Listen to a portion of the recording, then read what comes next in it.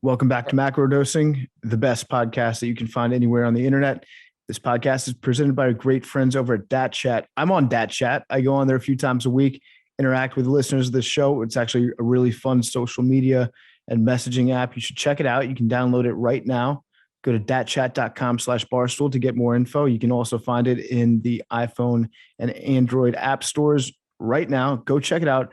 DatChat is a great social networking and messaging app. A bunch of us over here at Barstool are using it. It's a great place to interact with our fans. We comment, we can like messages, we chat with Barstool sports talent over there. You can talk about the biggest sports games on TV. You can talk about The Bachelor with Cutting Stems, pop culture with Chicks in the Office, conspiracy theories, or whatever you want to with us, and so much more across all of our franchises. You can download the app today. Make sure to join our page to talk all things related to macrodosing. Join the macrodosing page. We'll be on there. We respond to the threads. We interact with you guys. It's a lot of fun. Download DatChat for iPhone and Android in the app stores right now, or you can go to datchat.com/barstool to get more info and download DatChat today. I recently learned how to do Rubik's Cube. Yeah. It's all I've been doing. Isn't it you just have to like twist it 4 different ways and then repeat the pattern? No, I lied to you. No, so it's like it's algorithmic is what they call it. So like each like what you want to do has an algorithm to it, and so there is a pattern, but like there's a different pattern for different things that you want to do. Like if you want to displace a side piece and put it to the left, there's an algorithm for that, and so like it's just memorizing all the algorithms. Yeah, so I saw one of the people who like speed does them. Them niggas is insane. Like you have to practice it. Like this, you have to do all fucking day. Like fuck that. That's what I mean. He was just like he had a pattern that he knew, and he just kept doing that, and it would just turn out perfect every time. I was like, all right. That could be. I haven't seen that. That could be the case though. All right, do it. Mix it up real quick. I want to see you. I want to see the master work. No, I don't. I don't know how to do it that fast. Is what I'm saying. I could do it in like probably three or 4 minutes. All right, go I'll for do it. it here. I'll tell you. All right. Okay, hold on. Hold on. Time. Now the pressure's on. No, don't fucking time me, bro. No, we had a great week for downloads last week. So this week will be a podcast listening to Arian Foster do a Rubik's Cube. Balance it out. No YouTube. You must listen. Yeah. Just and trust when we say I got it, that I got it. Yeah. No, you can maybe narrate it like, okay, I've got a red one in the top right corner. All right, now it's in the middle. Play-by-play guy doing Rubik's Cube would be fucking hilarious. Imagine Joe Buck trying to do that shit. I would listen to Gus Johnson do that shit for sure, though. Yeah. Gus Kevin Johnson Harlan would be good too. Yeah, Kevin Harlan gets excited about stuff. Harlan's the best when something happens that shouldn't be. Like, what was it, the squirrel on the field or the cat on the field? He loves it when there's a cat. Yeah. When things go awry, Kevin Harlan's your guy. There was a Celtics Bucks game on national TV that he had, and someone fell into the first row and spilled a beer, and he talked about it for the next like 15 minutes. it was the best. Who's the guy? Who's the Charlotte Hornets announcer? That fucking dude is. Oh yeah, he's real. That's a good team. They're a good team. That dude be hype as hell. And always at the right moments too. He doesn't get hype over nonsense. Like a lot of people, they're always just like yelling or they have no tell. He does it correctly, which I appreciate. Got one side already. See if we working. There we go. Let's go. Yeah, that always pissed me off. I'd always get one side, but then you'd have to ruin the one side you just did to get another side. Not necessarily. Like I said, it took me a good day to figure this shit out. Cause like I was looking, I was like, I'm 30 plus years old and I don't know how to fucking do a Rubik's Cube. It was pissing me off. So I just dedicated myself. Aren't there like different solutions? Like there are different. Mm-hmm. There's different methods, like 3 or 4 different methods. And so depending on which one you learn, there's a beginner, like I'm on the beginning method. Like there's ways to like tweak it to where cause I could do it like talking. I'm too distracted, but like I could do it with like under 3 minutes is my best time is 2 minutes and 55 seconds. But there's ways to tweak what you already know in order to get it down around under a minute. And then there's people who could do it in like under 10 seconds. And those people are fucking ridiculous. We had one of those guys on Part of My Take one time. It was a Rubik's Cube expert. I think he was at one point the world record holder for it. And he could do that shit where he just looked at it, put it behind his back, and then did the Rubik's Cube and brought it back out. And it was good to go. It was crazy how good this guy was. Yeah. Are you talking about Logic?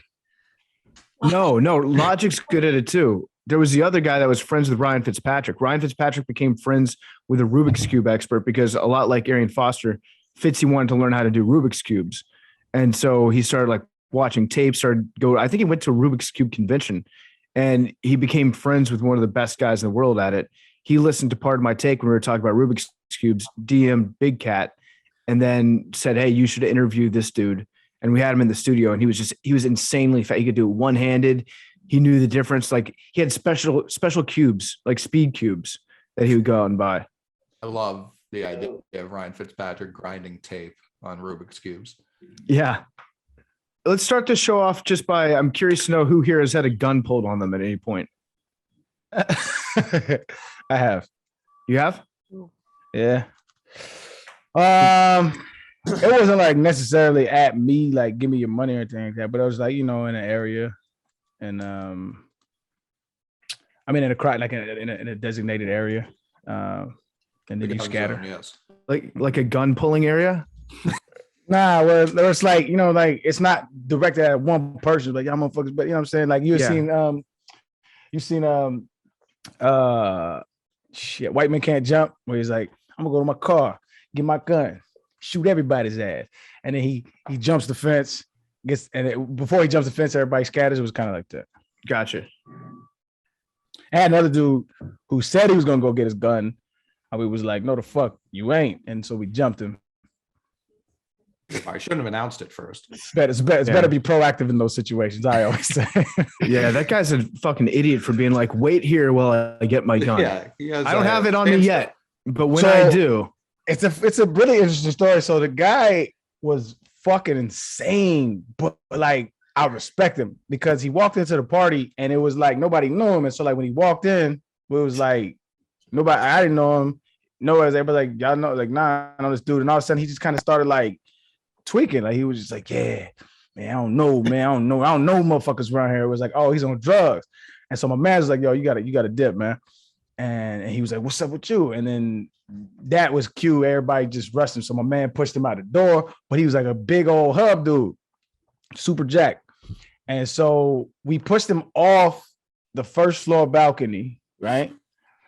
So before he says that I'm finna go get my gun, that's when we all started to rush him. And then so we pushed him off the first floor balcony.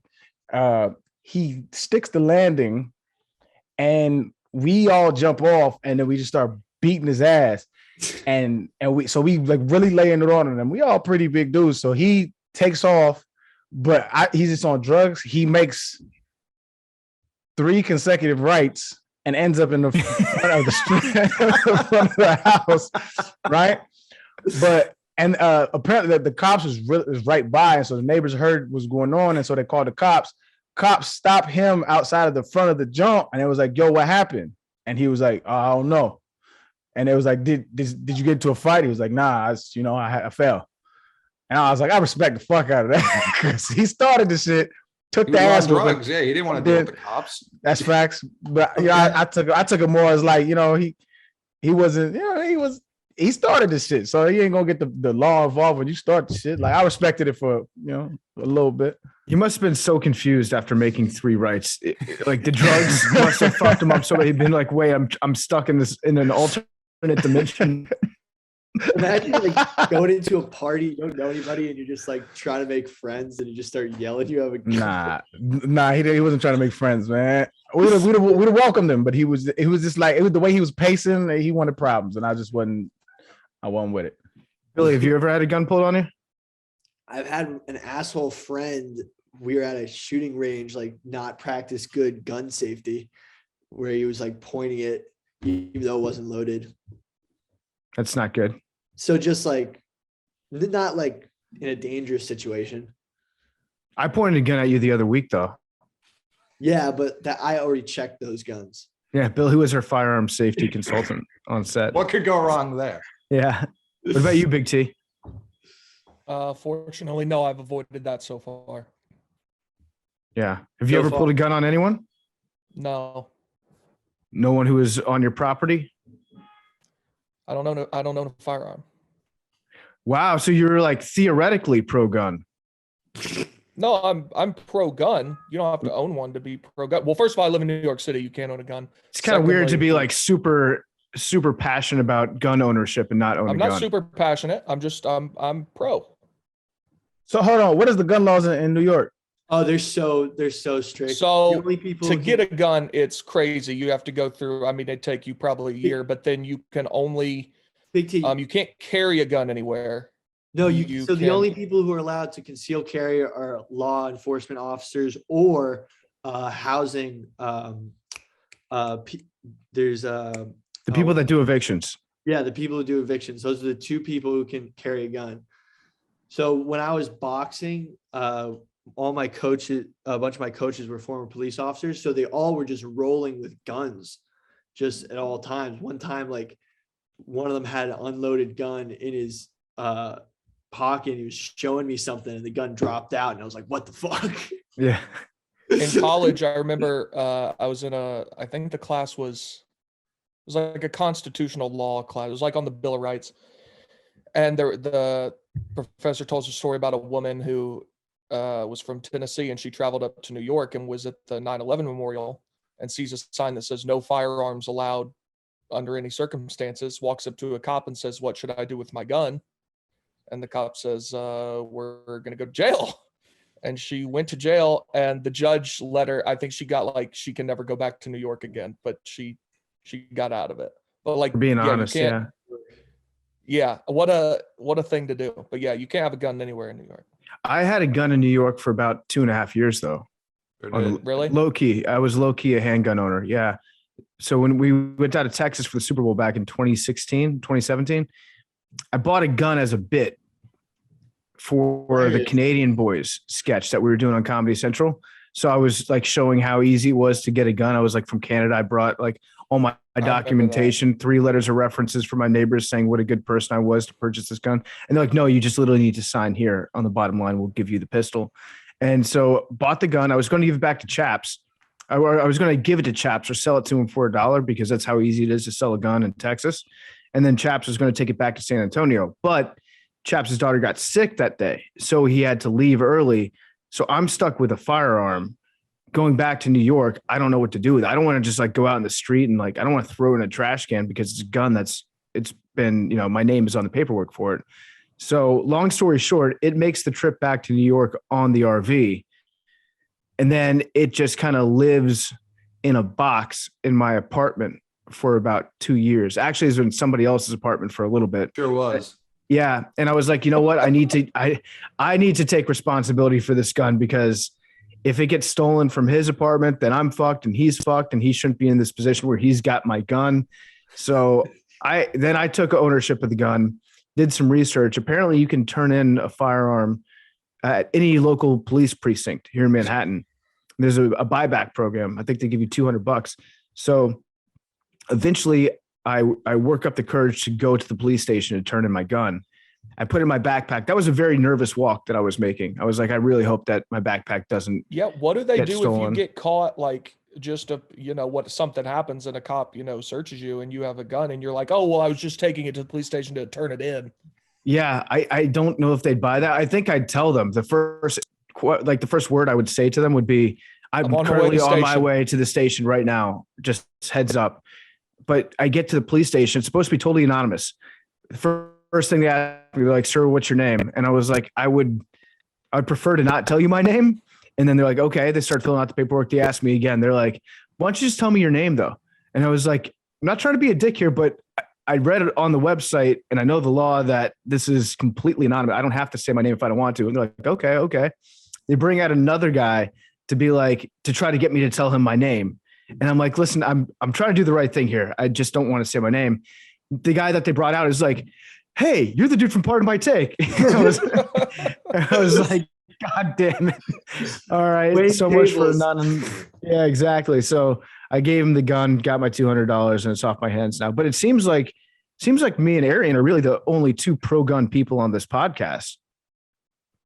So I looked it up. So concealed carry, like to just carry it around the city, is almost impossible again unless you're a cop or a housing authority. But you can get like premise licenses, carry business, limited carry, special carry. So basically, this is in New York State. So you could technically have a gun license for a premise, which is and it's easy to have a gun if you're outside of the city and use it for hunting. Yeah. Plenty of people do that. But in the city, it's like almost impossible. Holy, what's your gun story? I'm sure that you have a gun story. Why are you sure that I have a gun story? You just give off like I've been exposed to firearms vibes. No offense. I mean, I've seen my fair share of firearms. I'm not a big fan. I've had a real and a fake one pointed in my general direction, and it feels the same when you don't know it's fake. And it's not something you're like willing to risk finding out if it's real or fake. But yeah, it just truly is like the great equalizer, which is why I don't like them. Like anyone can be on the other side of that and they're the toughest guy in the world. You take them away and now all of a sudden you got to earn that shit. I'm not a fan. Not a fan at all. Yeah. The fake gun does feel the same, I'm told. My great uncle, George, he told me this story when I was like 12 years old, or maybe even younger, maybe like 10 years old. And it's crazy. One time back in the mid to late 70s, he went to a bank down in North Carolina, and it was him and one other person in the bank. And a guy comes in to rob the place, and he pulls out a revolver and he's just pointing at all the cashiers, points it at him. He's like, everybody down on the ground, get down, get down, get down. All the cashiers like hit the deck. My uncle's like, yeah, I didn't want to get down. I was like, I'll stand here in the corner, but I'm not laying down on the ground. You can't make me lie down on the ground. And the guy walked up to him, pointed the gun in his face. And my uncle was like, I looked at the revolver, and the chambers should be perfectly round. It should be a perfectly round circle. This one was oval.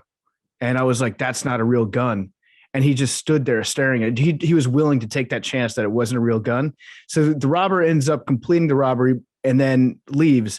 My uncle goes to the back room, brings out a still picture. The police gave him a framed picture of him during the robbery to be like, you were the biggest fucking idiot we've ever seen. And it's this hippie looking dude pointing a gun directly in my great uncle's face. And my great uncle's sitting there like an asshole, like an idiot, not moving, just like staring at it. Was the gun real in the end? He doesn't know. He doesn't think that it was. To this day, he still swears that it wasn't real because what do you call it? Is it the chamber when it's a collective of them? I don't know what that round part is called. When it's like a 6-shooter. Yeah. Let me look it up. That's I believe that it was fake because he's still alive to tell the story. I think that's pretty. I think 99% of people that rob don't want to kill. Also, true. Like I think they just want to give the illusion that they, it can if they have to. But also, I finished.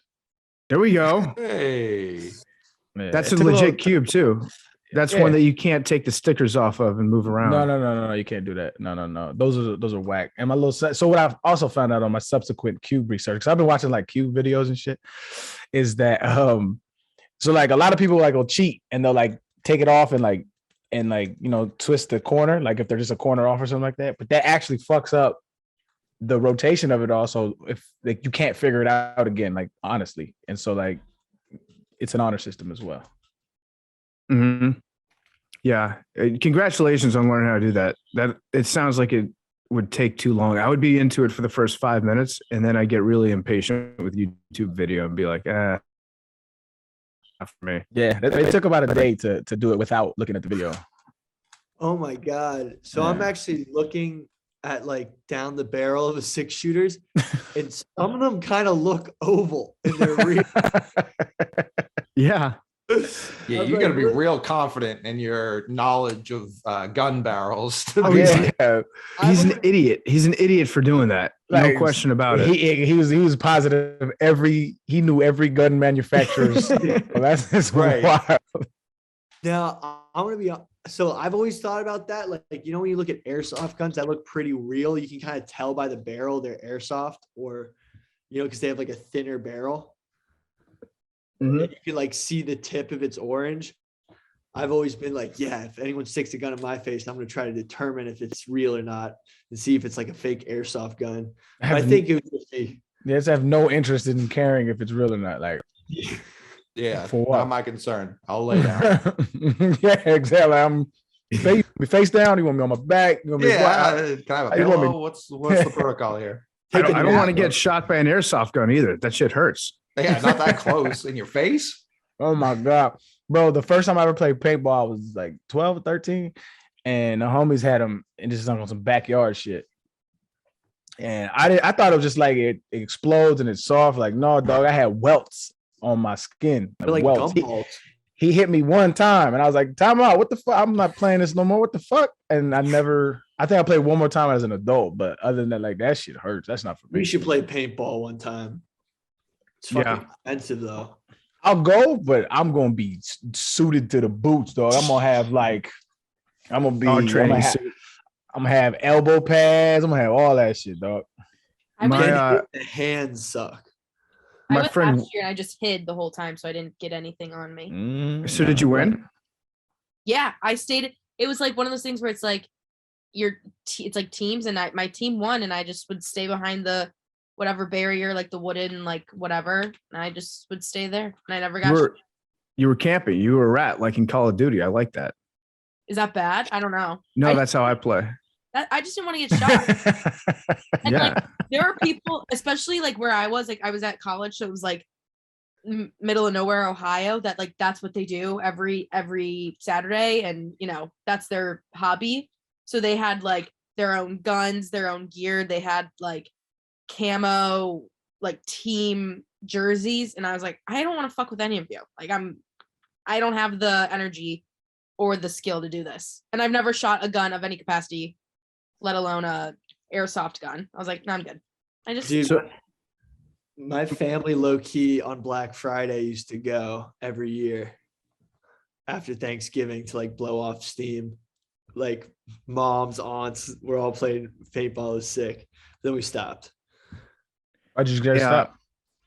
I don't know. I think the cold gun debate kind of got a little too political, and we just stopped. Like after like a couple of shootings, it was kind of like, should we really be sponsoring this? Is there an airsoft gun debate right now? No, like paintball. Like There's a paintball That's gun even debate. worse. well, no, it's more like it was more like should we be sponsoring? Like I don't know. It just certain people in the family thought that it was like I have a very both. Who give sides names? Who was now, man. anti-paintball gun? Dox them. The libs. I know that, but who? I'm not gonna out my own family. I bet it was Enough for the grandma. husband, No, it bro. wasn't grandma. It just got a little around 2016. It kind of, you know, as many people's families, everything became politicized. So no more paintball. Even though that was one of the reasons we were there to blow off No steam. more paintball. Like, bro, I'm pretty left. I've never heard anybody in my circles be like, we got to stop these paintball gun things too, because it's getting out. Like, no, I've never even heard that before. So I think it was more just so like Trump let's took your guns, Billy. Big T. How do you feel about that? Basically, They took their own guns. first They they came allowed their for the brains to paintball be guns, broken by and a I said stranger. nothing. there was a lot of younger cousins and stuff. So it's just like a bad visual to have like kids running around like shooting stuff, especially in today's climate. Yeah, that's sort of what was more. I would actually love to know if they've ever done studies because, like, at least when me, Arian, and PFT were growing up, like toy guns were still very much a thing. Yeah. Like, how many of those kids grew up to be like bad people who were gunning people down the streets? Like, I'm sure there is some overlap there just by the numbers, but like that did never inspire me to be like, yeah, this is what I want. Yeah, no, that's a good point. I used to play guns all the time. That was the go-to game when I was a kid. Yeah. Oh. Get a fake gun, pretend to shoot people. I think it's the fact that we don't play with guns enough makes it seem, like taboo. yeah. Madeline, can you make a machine gun noise with your mouth? How did we get Do there? it. How did we get there? Girls can't make machine gun noises. I don't even know what. Bro, what the Billy? Billy, what the fuck is you talking about, bro? It's This is some advanced sexism I didn't know existed. I love this. No, it's hilarious. No, this is like straight up 5-year-old sexism right here. Yeah. No, it's on TikTok. There's Wait, like Billy, you make it first. You make it first. You can't make them either. That's not a machine gun. She's doing a way better machine gun than you. Whatever this bum ass hypothesis was just disproven, bro. Dude, it's a TikTok trend.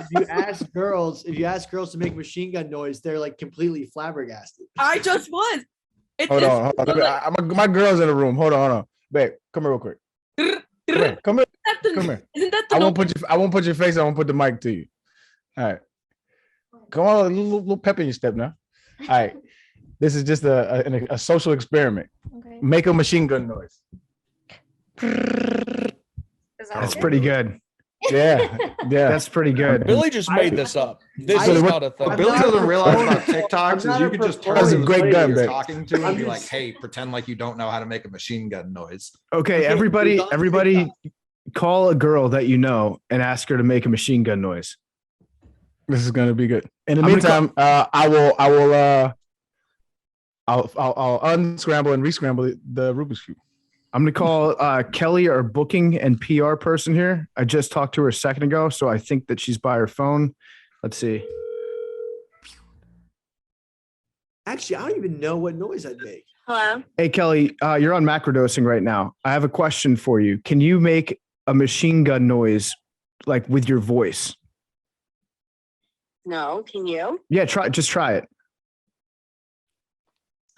I don't even know what a machine gun sounds like. You have Classic to be for an word. example. Really violence. Like Actually, I don't even know No, if I'm that's the sorry. right I have noise. to pass it this time. Kelly, come on, just try. It's an experiment we're doing. Should I just put on an episode of Breaking Bad and like just have you listen to the background? No, I just try. I can't. What does it sound like? I just did it. PFT also can't do Okay, it. hold on. I feel like that's pretty good. Hold on one That's second. it. Okay. Why do you call me for this? Like, why didn't you call me to ask me like fashion questions or entertainment? Yeah, that's me. I've got so many questions about fashion. Okay, Currently so like, wearing everything that I'm wearing right now was given to me for free. So I don't like that's my fashion. Okay, ready? Yep. Wait, why isn't it playing? No, you have to. Oh. All right, bye, Kelly. I'm hanging up. All right, Cut her Billy was vine. right. Billy was right. Girls Cut can't her do vine. machine gun voices. That's not true. My girl just did one. I thought I did it. Yeah, Yeah, 67 you did. the women asked were able to complete the task.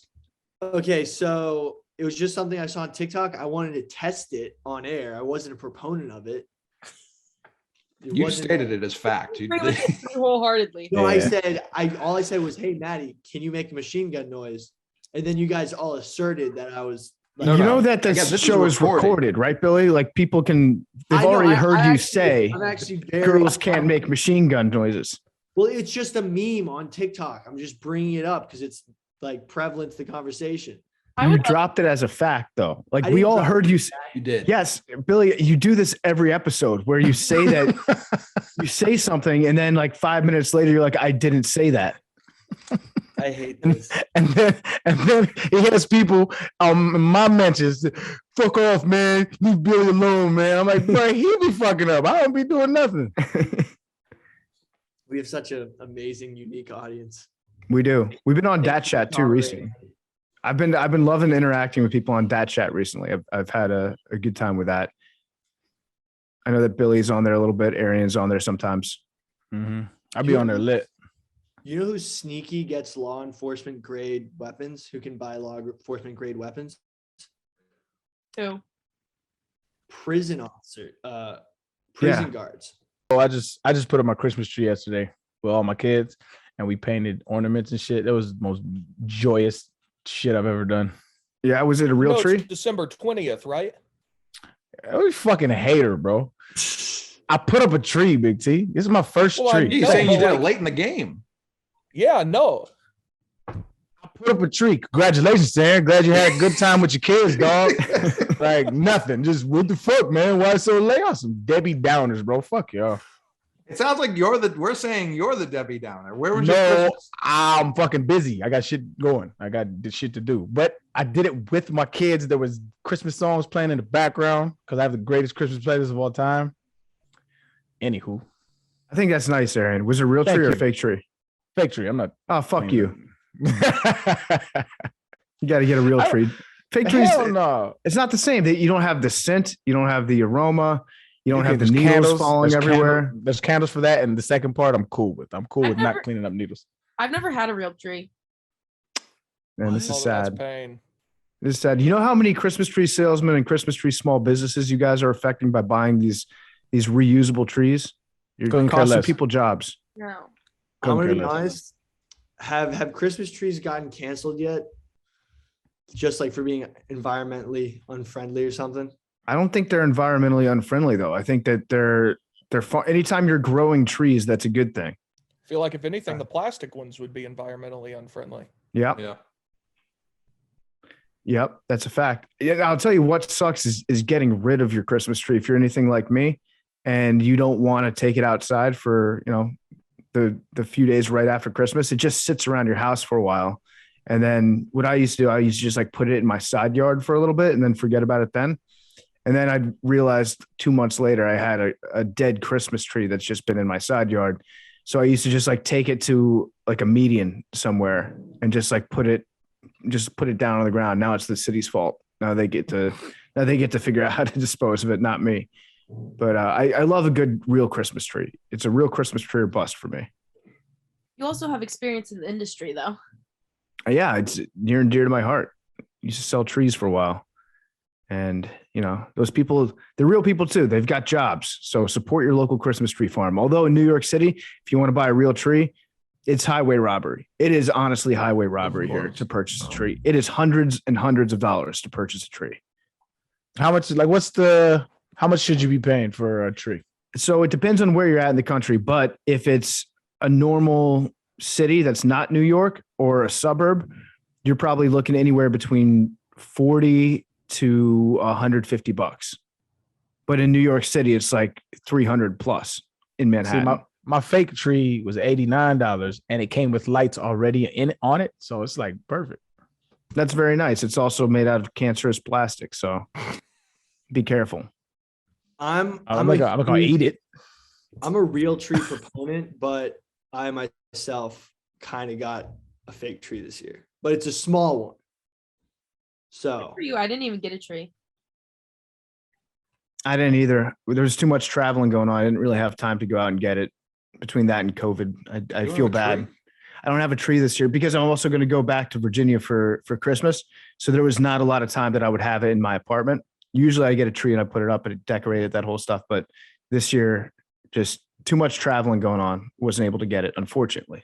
Wait, so now are you free PFT? Are you technically rid of the COVID?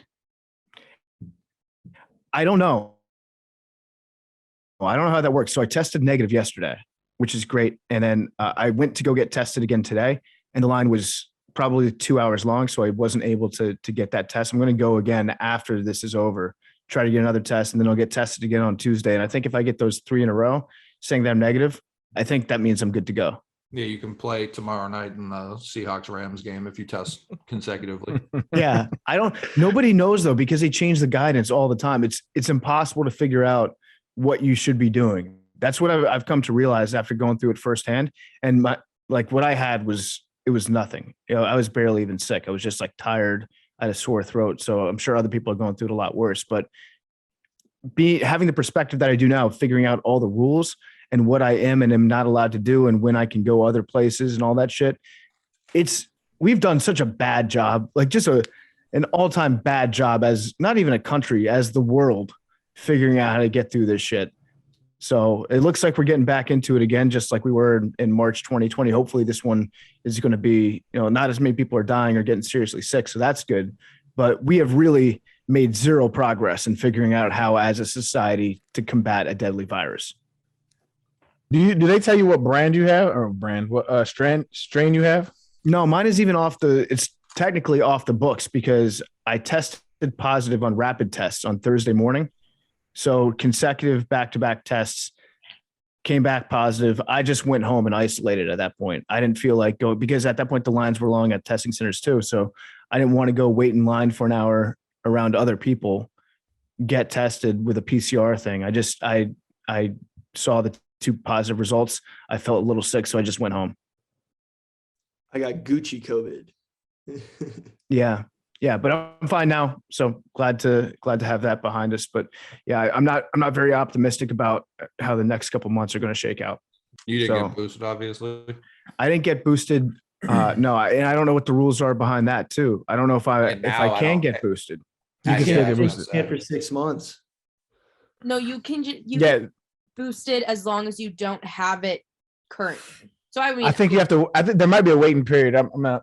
Don't quote me on it, but there, you should be able to get boosted. Maybe like a month or 2 afterwards. I think it's like 90 days. I don't know. I don't know exactly the day, but even after you get it, you can still get a booster. yeah, it's just really tough to figure out what these rules are. I'm trying to get a test because I was in close proximity with PFT at one point, and I kind of was feeling like a little weird over the weekend. But like by the time I get a test, I might test negative. You know what I'm saying? Yeah, I do. maybe I mean, they have the it tests won't that tell hurt. you if you've ever had it. you can get the antibody test. Right.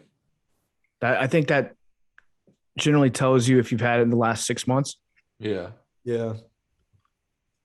Yeah, I don't think that we've made a whole lot of progress. I mean, the vaccine is good. And you know what I've realized recently in terms of vaccine coverage in the media is I think there are a lot fewer people that have turned down the vaccine than the way it's being covered. I think like a vast majority of people are at least taking the first shot or maybe, the first 2 shots. I think the whole hand wringing about it, there's some people that I think a lot of people that are anti-vaccine are people that have still gotten the vaccine. Yeah. The loud ones on TV, yeah, I agree with. The people that are like interviewing in the streets, no, those people very much are for the cause of not getting the shot. Yeah. I don't know. What are the nationwide stats right now, Billy, off the top of your head? Vaccination rate, Mm-hmm. I think it's around 75. Yeah. That's pretty good. Well, it's me what is look it? it up. 75 who got at least one, right? Yeah. So we are looking at, I'm Googling it right now. 77.3% of people 5 plus with at least 1 vaccination.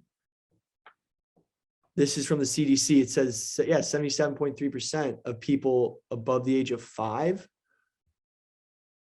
That seems very high. It's just like the one though is one even doing anything? Not that I'm telling people Yeah. not to, but Yeah. I think the first one, it's like when you're working out, the first set is when you make most of your gains. Mhm. And then the second set, you get like 20% of your gains. Right, Billy? who's getting the first dose and not the second dose? Is that happening a lot? yeah. Yeah. Yeah, J&J. Well, I'm talking the 2-shot ones. Yeah, I know one person anecdotally who got the first one, it took them out too bad, and they decided to not get the second one because of how sick the first one made them. So I'm sure there are some people with that line of thinking.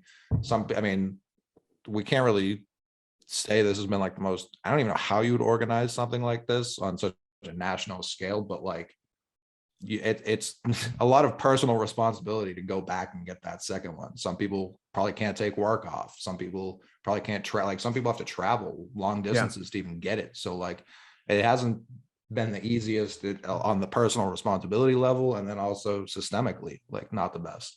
Do you think that this is going to kind of carry over moving forward once people that are maybe new to the anti-vax cause just through the COVID thing? Is that going to carry over for when they have kids? They're not going to want to give them like the measles, mumps, rubella, all that stuff that we have been getting? I actually don't think so. I do. Because there's a lot, because the anti-vax movement, what used to be like way fringer until this came up, and it's more people who are against the new mRNA vaccine. The old vaccines they trust. A lot of them have gotten vaccinated, No, they didn't. People were very outspoken for years about just the flu shot. saying that was commercialization trying to get you to buy stuff. Like But that wasn't as widespread as this anti. I agree, anti-vax in general wasn't super widespread because there was no reason for these people to have a spotlight on them, as opposed to now when it's like the number one topic for a year and a half now. But yeah, I don't see why these people would be okay with anything else now, because like the reasons they're against it aren't science-based, they're fear-based of very irrational things. Like Bill Gates is trying to control us. Like have y'all seen the vaccines are using this to take their moment right now? I was watching a bowl game the other day, and there was an ad for the pneumococcal pneumonia vaccine. They're really using all this news coverage to push all the other vaccines now. This is a whole thing from big. I don't think it's a bad thing. Yeah, Bradshaw is doing singles vaccines commercials. Singles vaccines. I just saw it. I was like, shingles, I guess yeah, if ever there was a time one. to push your vaccine, It makes more sense to me to push vaccines that way than it is like antidepressant medication, like that we have commercials for in this country and no other country. You know what I mean? Like we've always had medicine commercials for stuff that you have to ask your doctor for because you don't actually need them. But now it's like, you know, you probably like flu shot commercials probably make sense. All they really do to advertise them is put a sticker on the front door at CVS. Like that doesn't feel like enough outreach to me. Yeah, but also yeah, it was the first time I remembered seeing a vaccine commercial. Yeah, it's definitely funny. Like it's funny and not something we're used to, but I don't think it's a terrible idea. There is the angle though that like people who take good care of their body and, you know, like exercise and like maintain their health. Like there's no good angle for that. That's the stupidest shit in the world. That people that handle their you're own still looking at it through the lens of you. Bro, like this is that Joe Rogan shit, bro. Like, fam, nobody argues. Like, it's a straw man. Y'all are arguing straw man. Nobody argues that you personally probably would be okay if you got COVID. Nobody argues that. There's not a person that argues that. If they do, they don't know what they're talking about. What they're arguing is you don't live by yourself. You live in New York City, a big ass city, one of the biggest in the world. And you come across a lot of people. And this is more contagious than the flu, right? It is a very contagious virus. So what they're arguing is it's not for you, it's for other people. Right. Right. Yeah, Bill, you're going to be fine if you get COVID. I think I had it over the weekend. You don't just have it. You don't just have I had a touch of COVID. Yeah. Yeah, got that shit. I mean, my apartment's currently 54 degrees, so I'm bundled up right now because no one's turning the heat on. But I think like I was getting a couple chills over the weekend. Yeah, because it's 54 degrees. It's 54. I know, but I think I got COVID. It wasn't the fact that All they right, have their window open. If you actually, if you No, actually think that you have COVID, you should probably go to a doctor or get tested. I know, but something like I've been like trying to get a test, and there's like 4-hour lines, and I have to do this podcast. I can't be waiting in lines. It is crazy how Again, long the lines are now. That is get ridiculous. an email from our company healthcare, which not everyone's on. I understand that, but they will send you 2 tests if you have our health insurance. Oh, how quickly?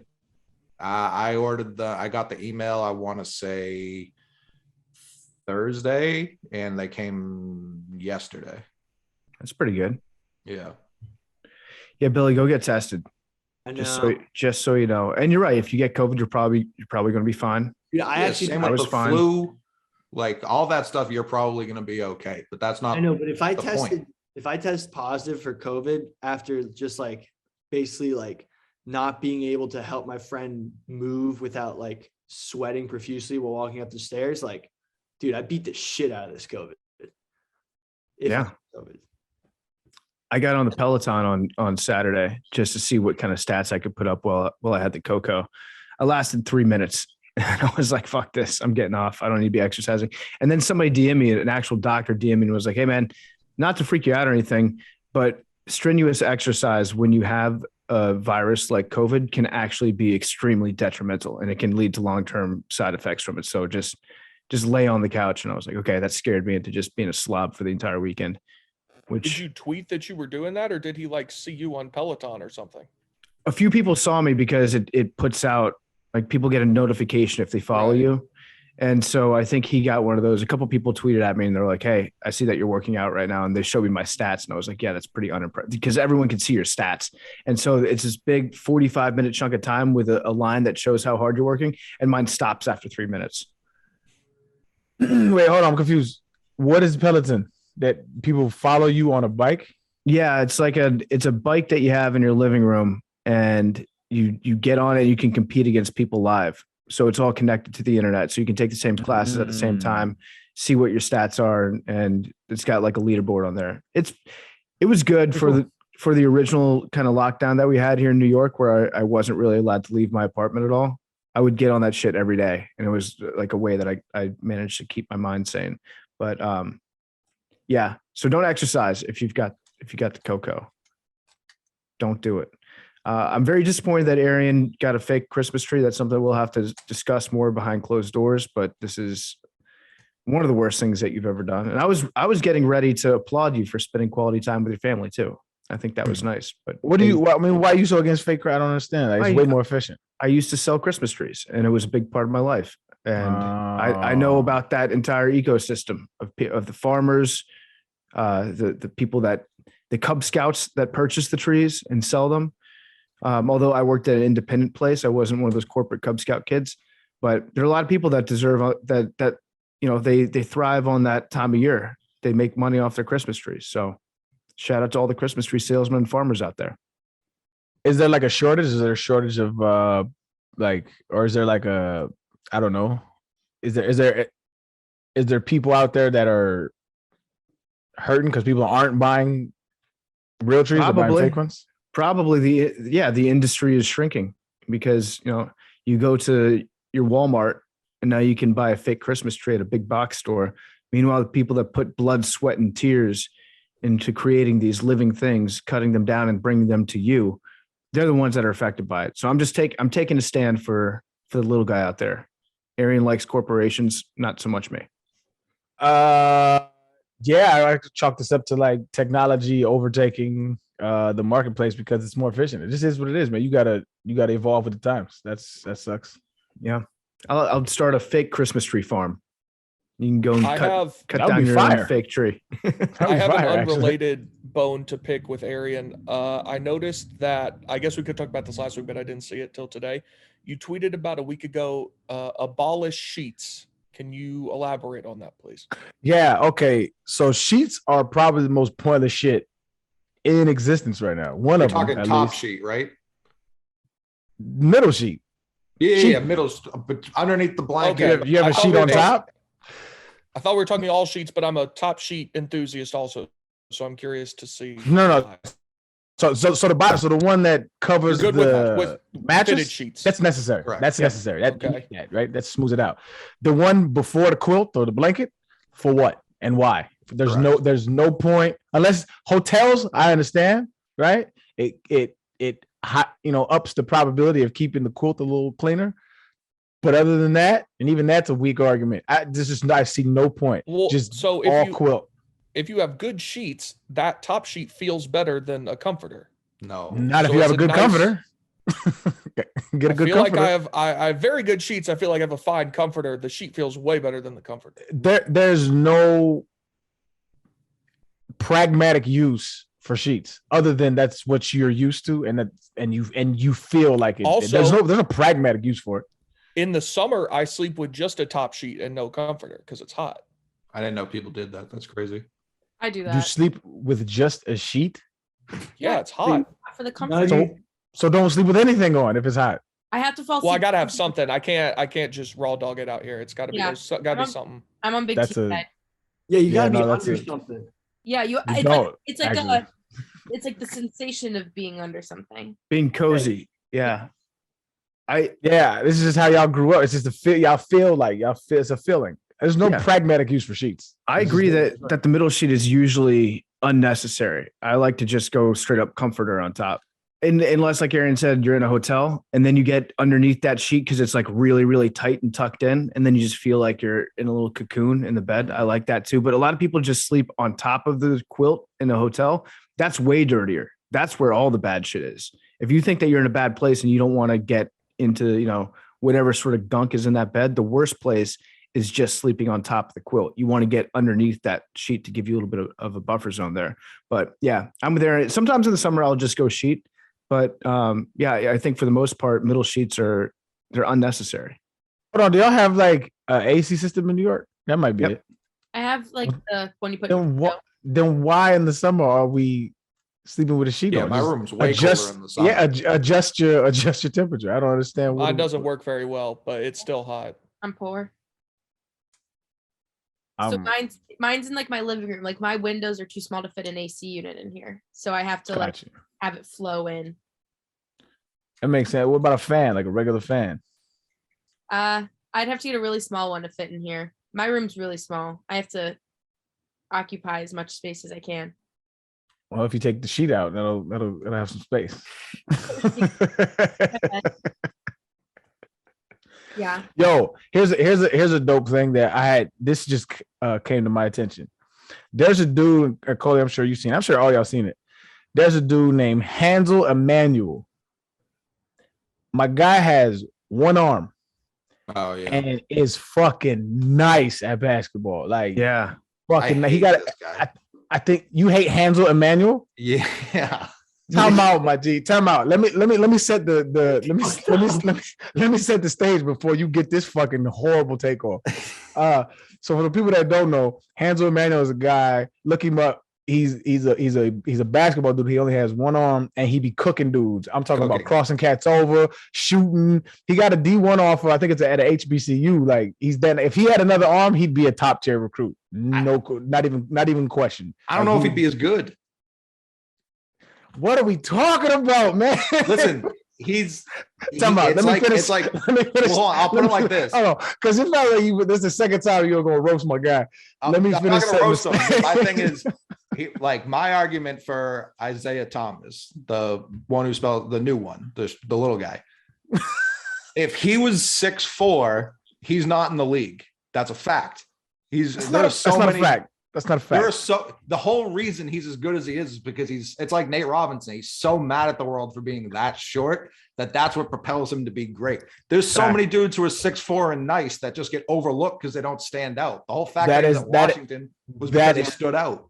That is a variable that you are asserting. It is not of course, but I can't, like, he's even said like his height gives him an advantage, which is crazy because he's so small. This guy that's his optimism. His optimism says my height gives me an advantage. But it's also his determination, his focus. He's like, I get overlooked because of this. I have to work harder. Sure, I think as an individual, if he was 6'4", 6'5", who knows if he would have had another motivation? That's the variable we're asserting. Essentially, but based on the life that he had, that didn't exist. So if he was 6'4", I just don't like. He was the 60th pick already, even with all this talent. I don't think he. So it can be an advantage for him as an individual because the way that he personally has responded to it. Correct. But if it was a true advantage, then the league would be filled with people who were 5'7", 5'8". Oh boy. Yeah, I'm talking strictly on an individual level, just for him and one of one. For correct. Not everyone who's 5'9" is also as talented as he is, even if they may be like he's an extremely talented player. Hansel Emmanuel, I just get so frustrated. The reason I don't hate him as a person, I hate watching defenses on it. Force him left. Like, you just got to force him left. I know it's a shitty thing to say, but I got to tell you, I did disadvantage, and no one seems to be taking. They're not teaching defense, Arian, at the AAU level. Is my real gripe here. You're afraid anti the one arm guy. My brain to watch, bro. Your phrasing of it needs to change. As you said, I said Hansel Man. You said, "Oh, I hate this guy." I get so angry your award every time he pops up on Instagram. I'm like, "What's happening?" We had a kid like this a couple towns over when I was in high school, and he was cooking, and my coach called timeout, and he was just like, "Fucking."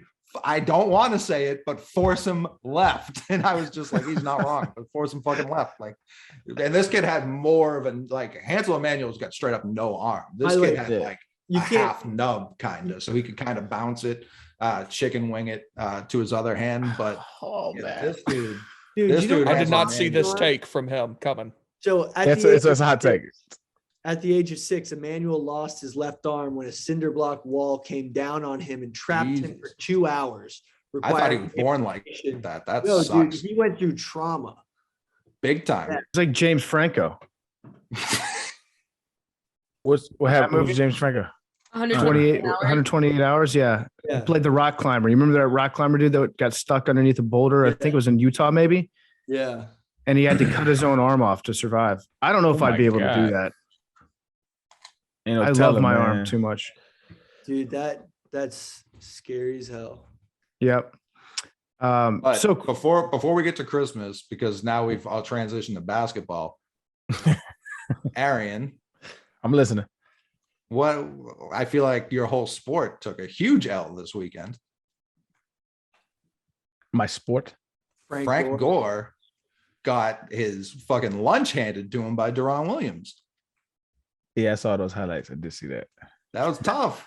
I mean, that look on Frank so- Gore's face when he got hit, and it was like, what? So I like Frank Gore's a tough guy. It just looked like he don't got hands like that. I thought, you know what I'm saying? And I know him, I met him, good dude. But Deron Williams, whatever his name is, Yeah. that motherfucker he got hands. Like it is what it is. Like the better man won. Like that don't got nothing to do with the sport though, doggy. Promise. Listen, your boy Paul Pierce tweeted out NBA 1, NFL 0. Who's up next? I feel like you're gonna fight Paul Pierce now. Okay, y'all not gonna bait me into boxing another. You know what I'm saying? Like I don't like. So you have good hands. So I got great hands. And I'm extremely confident that I'll whoop a lot of niggas. But the issue is I'm way too old to be boxing niggas for money, and I'm way too rich for that. So like, there's no amount of money that's gonna get me in the ring with Paul Pierce. There's no You amount don't of money. believe in money though. That's what I'm telling you. There's no amount of money that's gonna get me in the ring to box another grown man in front of a bunch of strangers. $500,000. No, for what? That was For way who? too low. I'm around Ricky Waters that shit. For who? For what? I already have CTE. I'm gonna get more of it. Fuck that shit. Hell no. But that just like goes to show how much reach is important in boxing. Yep. Like why Yeah. Paul is just like literally winning fights with guys who are like 4 or 5 inches shorter than him and looking sick. Which is also why Mike Tyson was such a fucking legend. Yeah, crazy.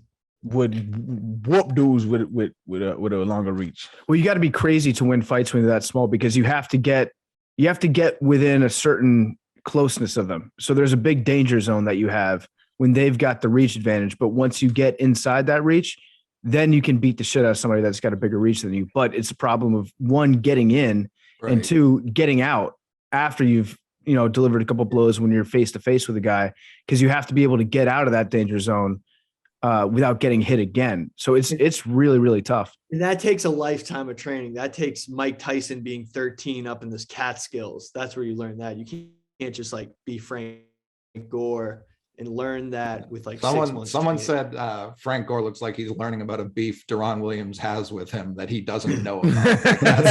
That's what it looked like. Like Deron Williams was taking his day out on Frank Gore. And see, that's what kind of like blew me was, and I know that Deron Williams has fought before, right? Mhm. Either professionally or unprofessionally, but he's definitely trained a little bit. But he took, and I didn't watch the whole fight, I just saw the highlights. But from the highlights that I saw, he was just aggressive. And like, that's how if you fighting somebody, it's a fight. And Frank Gore looked like he was boxing when Deron looked like he was fighting. And like, there's a big difference. And it showed. I mean, when he pushed him up against the ropes, I got hyped, but I was like, damn, that's the homie. It is what it is. Yep. Yeah. And Billy, to your point, Jake Paul, I think, is actually just a good boxer. I don't think that you can blame it on the fact that he's got reach on these guys. I think he's just if you saw the knockout that he had on Woodley, he faked like he was going down to the left. Hit the body. And well, so he, on the knockout punch, it was that big right. But before that, he set it up, faking down to the other side, to the ribs. And Woodley dropped his arm from his face and left his face exposed to block that body shot. Paul saw that, and then like 2 seconds later, faked to the other side, saw him drop that arm and then came across the top. Like he felt that out. The guy can actually box. Or He can actually box, they had a but- coordinated plan and he was hang on. around the same You saw day. the PFT. wrist? So I truly despise this like celebrity boxing fad we're going through right now. I think it's the dumbest shit in the world. Do y'all believe that Jake Paul actually knocked that guy out? Yes. Yeah. Yes. He hit him. I don't. He hit him so hard right behind the ear.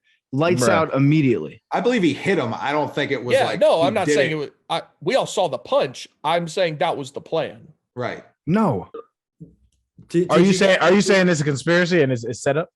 No, I don't even think mean, it's a if you- conspiracy. It seems fairly obvious to me that like the here's money the they're fact. raking in from all these, it benefits them to have Jake Paul keep winning, and they're paying Woodley and whoever else is doing it decent good enough money. They're like, yeah, fuck it, I'll go get punched in the face for however much money you're gonna give me. So what the premise is on saying it's staged is that before he hit him with that punch, Jake Paul's curling his wrist, like almost what people are saying was the signal for the KO punch coming. And that's what they're saying is. And by people, Billy means one TikTok he saw because I also saw it. Well, there was 3 TikToks.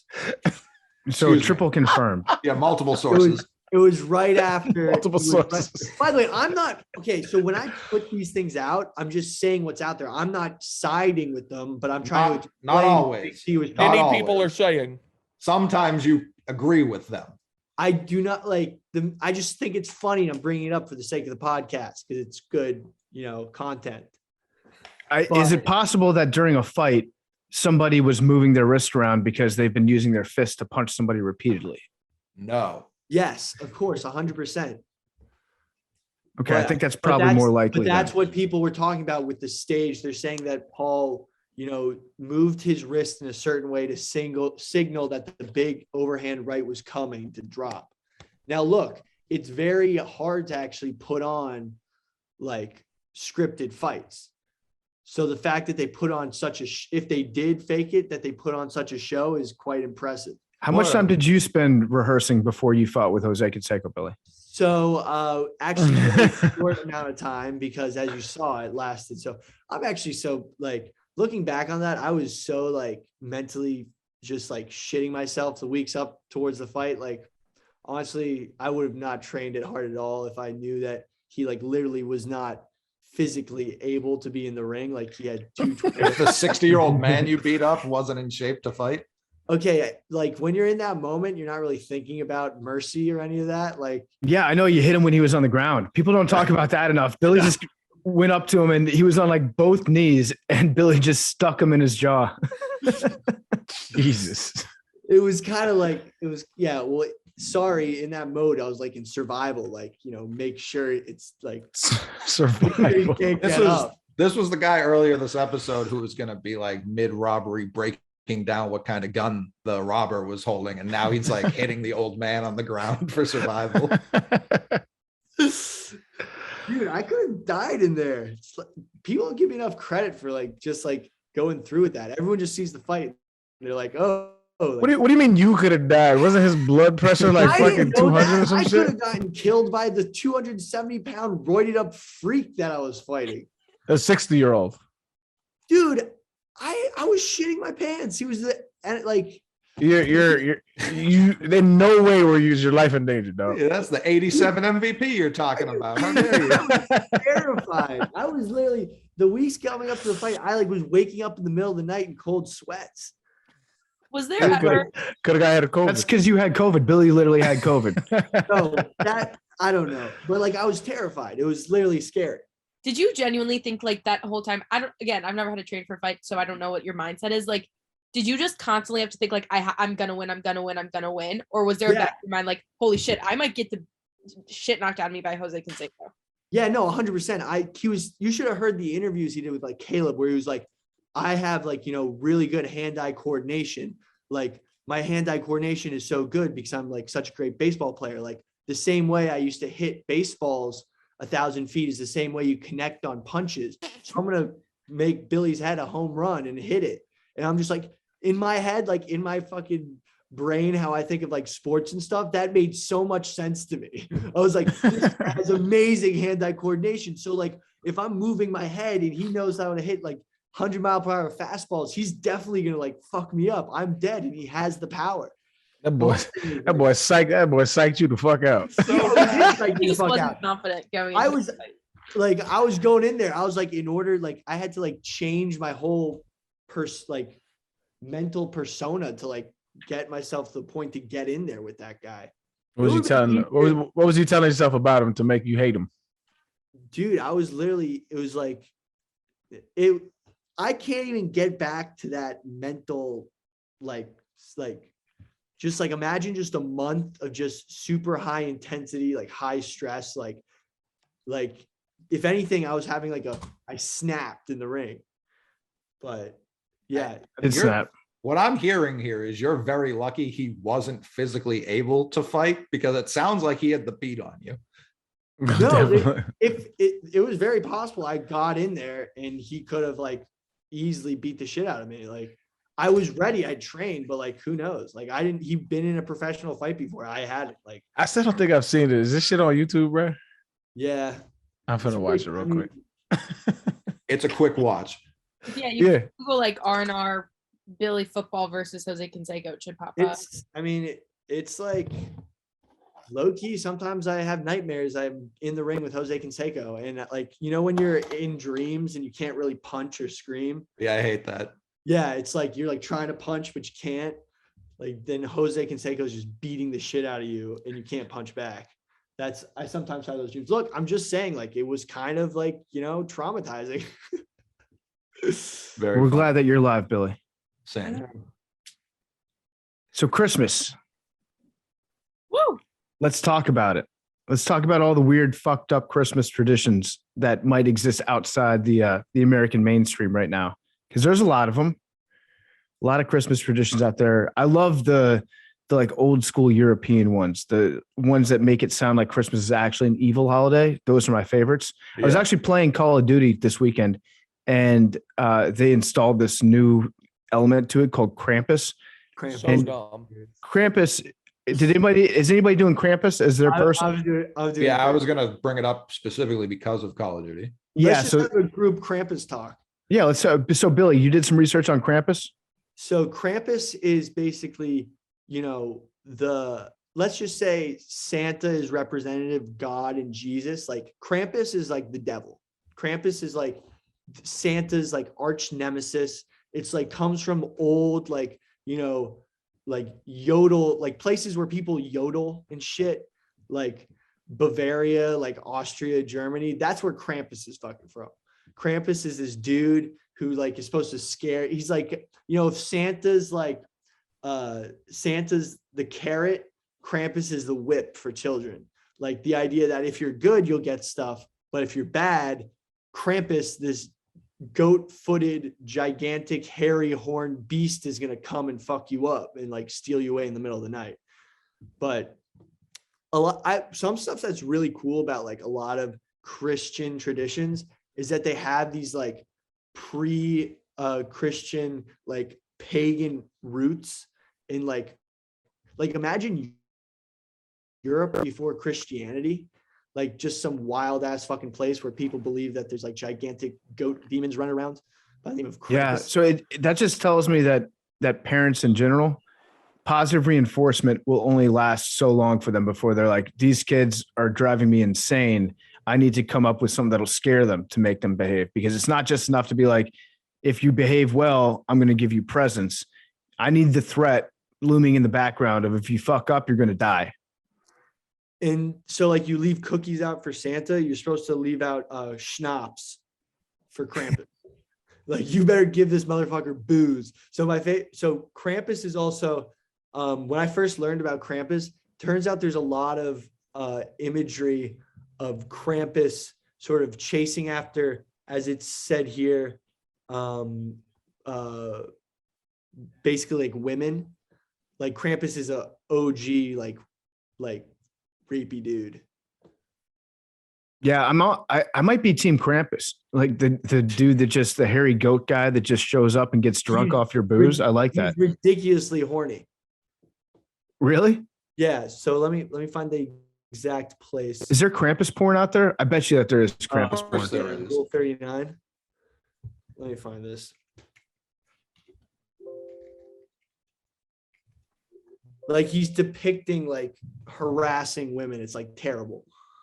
But it's like this dude comes to your town, you know, scares all the children, like chases all the women, and he's Krampus.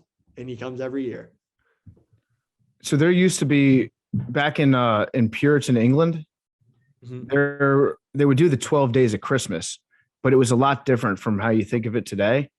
It was just basically all the working class people would take 12 days off work and get fucked up, just drink all the liquor that they could find. And then they'd show up. And you know that song where it's like, bring us some figgy pudding. We won't leave until we get some. They would actually show up at rich people's doors and demand that they feed them pudding. And if they didn't feed them pudding, they would break into their house. They would light it on fire. There were genuinely, it was riots. It was just 12 days of people getting fucked up every year. And they had to cancel Christmas for a while because people couldn't handle it. They couldn't handle the big celebration that they had. It was like Mardi Gras every year. I would like to see that. So Just make the pudding. Like you don't have to cancel it. Just be Yeah. prepared. You know they're coming and you know their demand. Krampus, it's called Krampus Nachten. So on December 5th is St. Nicholas's Day. Turns out there's a bunch of like Christmas holidays that aren't Christmas that are celebrated on different days of the year. Like, so there's Saint Nicholas Day, and then there's Three Kings Day, which is on like January 5th. I which do other Nick's Day. You celebrate Three Kings Day? I celebrate St. Nick's Day. It's December 5th or 6th. Yeah. So that's like, so December 6th is when Krampus comes to town. And it's the day after they usually would give like gifts in certain days. And then it was Krampus night. Basically, it was Krampus night. So Krampus would come to your town, fuck some shit up, like drink all your schnapps, chase, be an absolute rapey dude, and scare all the children. So is Krampus like an evil counterpart to Santa, or is it in replacement of Santa? Evil counterpart to Santa. So in this universe where Krampus exists, Santa exists, but if you fuck up so bad, Krampus is gonna come get you. Exactly. That's like, what's the Dwight in The Office? What's his name when he's like the evil Santa? Belschnickel. That's what I'm doing. Big T's thing, Belschnickel. Yeah. That's like what that's reminding me of. All I know is that Yeah, they're Krampus in Call of Duty absolutely sucks. Right when you're about to get a win, he just shows up, and you have to just fight him off or run from him Well, and one waste thing- all your ammo on him, and it ruins the entire game. One thing I've noticed with God Krampus, if you're running and you see him attacking someone else, if you kill the guy he's attacking, then you'd think Krampus would be like, thank you for the help. No, he turns all of his anger to you and just murders you immediately. It's the Yes. dumbest thing they've ever done in that game. And they've done a lot of dumb shit. Yeah. I feel like the developers for that game sometimes are just they sit around just trying to think of ways to piss you off as a gamer, just to be like, they're really going to hate this one. I feel What like game the is which concept- game is this? Call of Duty. Well, see, that's the thing though. Like, I would think about if you have a game, right? And it's like distributed worldwide, and you can update it, right? To acquiesce to your community's demands.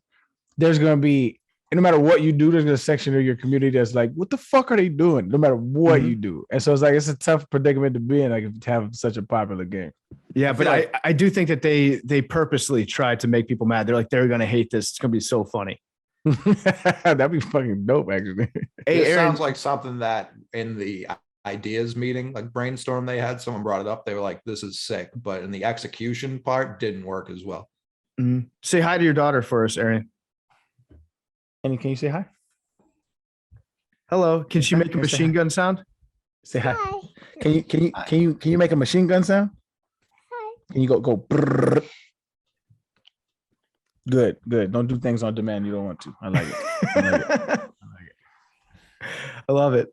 I actually don't think she's heard a machine gun, actually. hope. That's the good. best. Well, that's good. All right, you want to say bye? Say bye-bye. Bye-bye. Cutest little fucker. I can never tell her no either.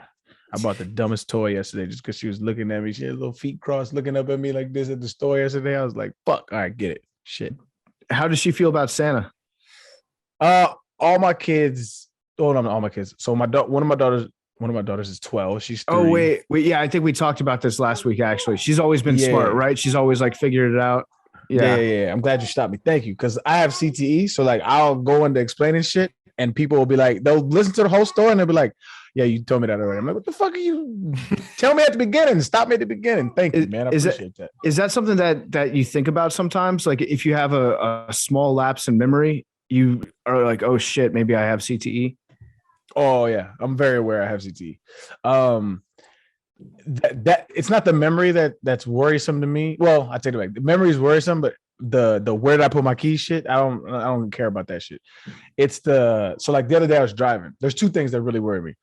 The other day I was driving and it's the same road I go home to every single day, right? It's a highway and I live like right off the highway. And I was driving and there was like for 10 seconds I had no fucking clue where I was and it was scary as hell. I was looking around, I was like, I don't recognize anything, any building, any trees, no landmarks. And I'm very like, I have a photographic memory. So like I'll go to a city one time and I can tell what direction I'm going and just by the landmarks. And so I was driving, I was like, and it was like a out of body experience almost where I was like, well, I was scared as fuck. I was like, I don't know where I am. I have no fucking clue where I am. And what was scary was I knew I knew I was supposed to know where I was and I didn't know where I was. And then all of a sudden, like I snapped out of it. And I was like, okay, I'm here. And that was scary as fuck. The other thing that's really scary is I'll go through bouts of like, obviously like depression, but I'll go through bouts of like, I'm very aware of it. So it's not depression in the sense of like something happens and I'm sad. So I'm not reacting to anything. It's like a chemical thing that I can recognize to where it's like, there isn't a single thing. This is all morbid now, but like there's not a single thing that could bring me like happiness or joy. Like, and that sounds really like morbid, but it's the truth where it's like, there's nothing, there's no show, there's no TV, there's no my kids, my family, there's nothing that can bring me joy, and it'll be like it'll last for a certain amount of time and I can recognize when it's over. And so those kind of things I'm very aware of, like, okay, this is what this is. What I'm lucky in a sense is like, for now anyway, that I can recognize it. I know a lot of cats who don't know what they're going through, and so they like take it out on the people, or like there's aggression, there's different kind of things that, and it just sucks, but like this is what we deal with. Like if you have this, it's a degenerative brain disease is what it is. But if you have it, I just recognize it because I've always been aware of self, and so I'm sure there's shit that I do that I'm unaware of. But I try to be very cognizant of it, especially the people around me, because I always joke about having CTE and they hate this shit, but it's because I want them to know, like, if there's something going on with me that I don't know, like, you need to tell me. I'm not above reproach, so that we can be proactive about it, so that I'm not like offing people. You know what I mean? Like, yeah. Have you had any communication with the NFL or health services that have given you any indication that we're getting close to get a test on people who are still alive? I've heard that they're getting close. They don't. Nobody reaches out to me. They have like this thing through the NFLPA, but I don't really fuck with the NFLPA because I just think they're in bed with the owners, and so I've always kept my distance from them. Even when I was in the NFL, I didn't pay my dues. There was I think there was somebody who was doing a study. I think it was John Hopkins, maybe. They contacted me because they wanted to do like wanted me to be a part of the study, and I was initially all for it because I'm super pro science, but they gave me I gave them the flight information to fly me out, and it was economy. And I was like, can y'all bump it to first class? And it was like, no, we can't do that. I was like, well, I ain't going. I was really bougie, but I can't sit in I think there's two things I'm really bougie about. I cannot sit in economy. On my back for that long, I'm not sitting in economy. I can't do it. Mm-hmm. So I decided not to be a part of the study. What's the other thing that you're bougie about? I had it. Hotels? CTE kicking in. Not necessarily. I'm not gonna do a motel for sure, unless it's the only thing. So I'm not really bougie about it. It's just like if I have options, I'll exercise those options. But like I will not get on a flight unless it's first class. I think the other thing is I'll think of it. I'll think How of it. much does the I'll wine think you of it. usually drink cost? That could be it's pretty good. Well, like for Thanksgiving, I had a Opus wine. That's like a $700 bottle of wine. But it's not. I don't have to drink that kind of wine. I usually stay around the 18 to $40 range. You know, I'm not too picky. I got my I'm not too picky. So in the same vein of, mental health and whatnot, there was a new study that just got released. I know this sounds like New study just dropped. study just Get it. dropped recently. Compass Pathways, which is a psychedelic, is trying to use, psilocybin psychedelic to help with mental health issues. They just did the largest widespread study, and it was super positive. Like, I think it was like 90% of people who participated in the study found improvement after using certain dosages of psilocybin. But the only reason that there's been because the stock kind of dropped after the study was released, but that was because 3 people who might have been in the placebo group displayed self-harm. 3 people out of thousands. So that news for some reason made the stock price not, but it was actually very positive in that vein of helping people with mental health trauma. So, I mean, I got a buddy, Kenny Stills, who I think he plays for the Saints still, maybe. But he got really into psilocybin and its effects on people with like depression and shit like that. And he's a super advocate for it. He's been doing a lot of work with the people that are studying it. And from either personal experience or secondhand experience, people that tell me about it, that is the best help with depression than any antidepressant they've ever had is when you microdose psilocybin. I think it's the future of mental health, but it's just an anecdote. And it's still, I think it's still a Schedule 1, which is why they can't do like mass research studies on it.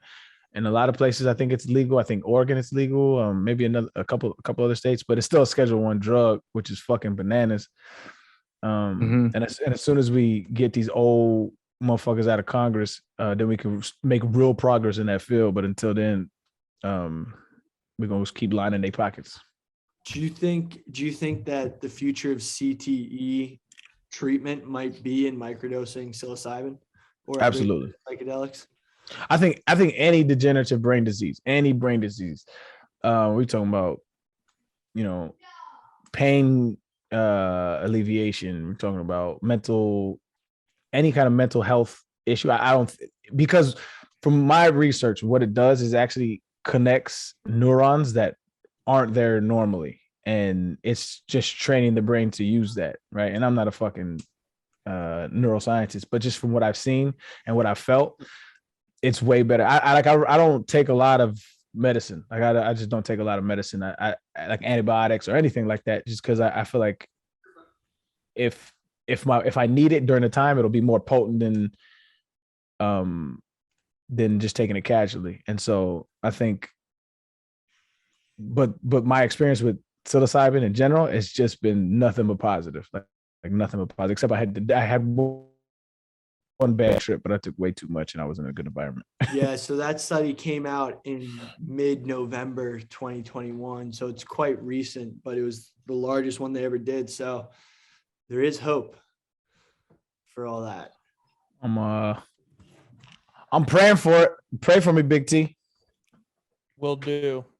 Do you pray for people? Yeah. Did you pray for me when I had COVID?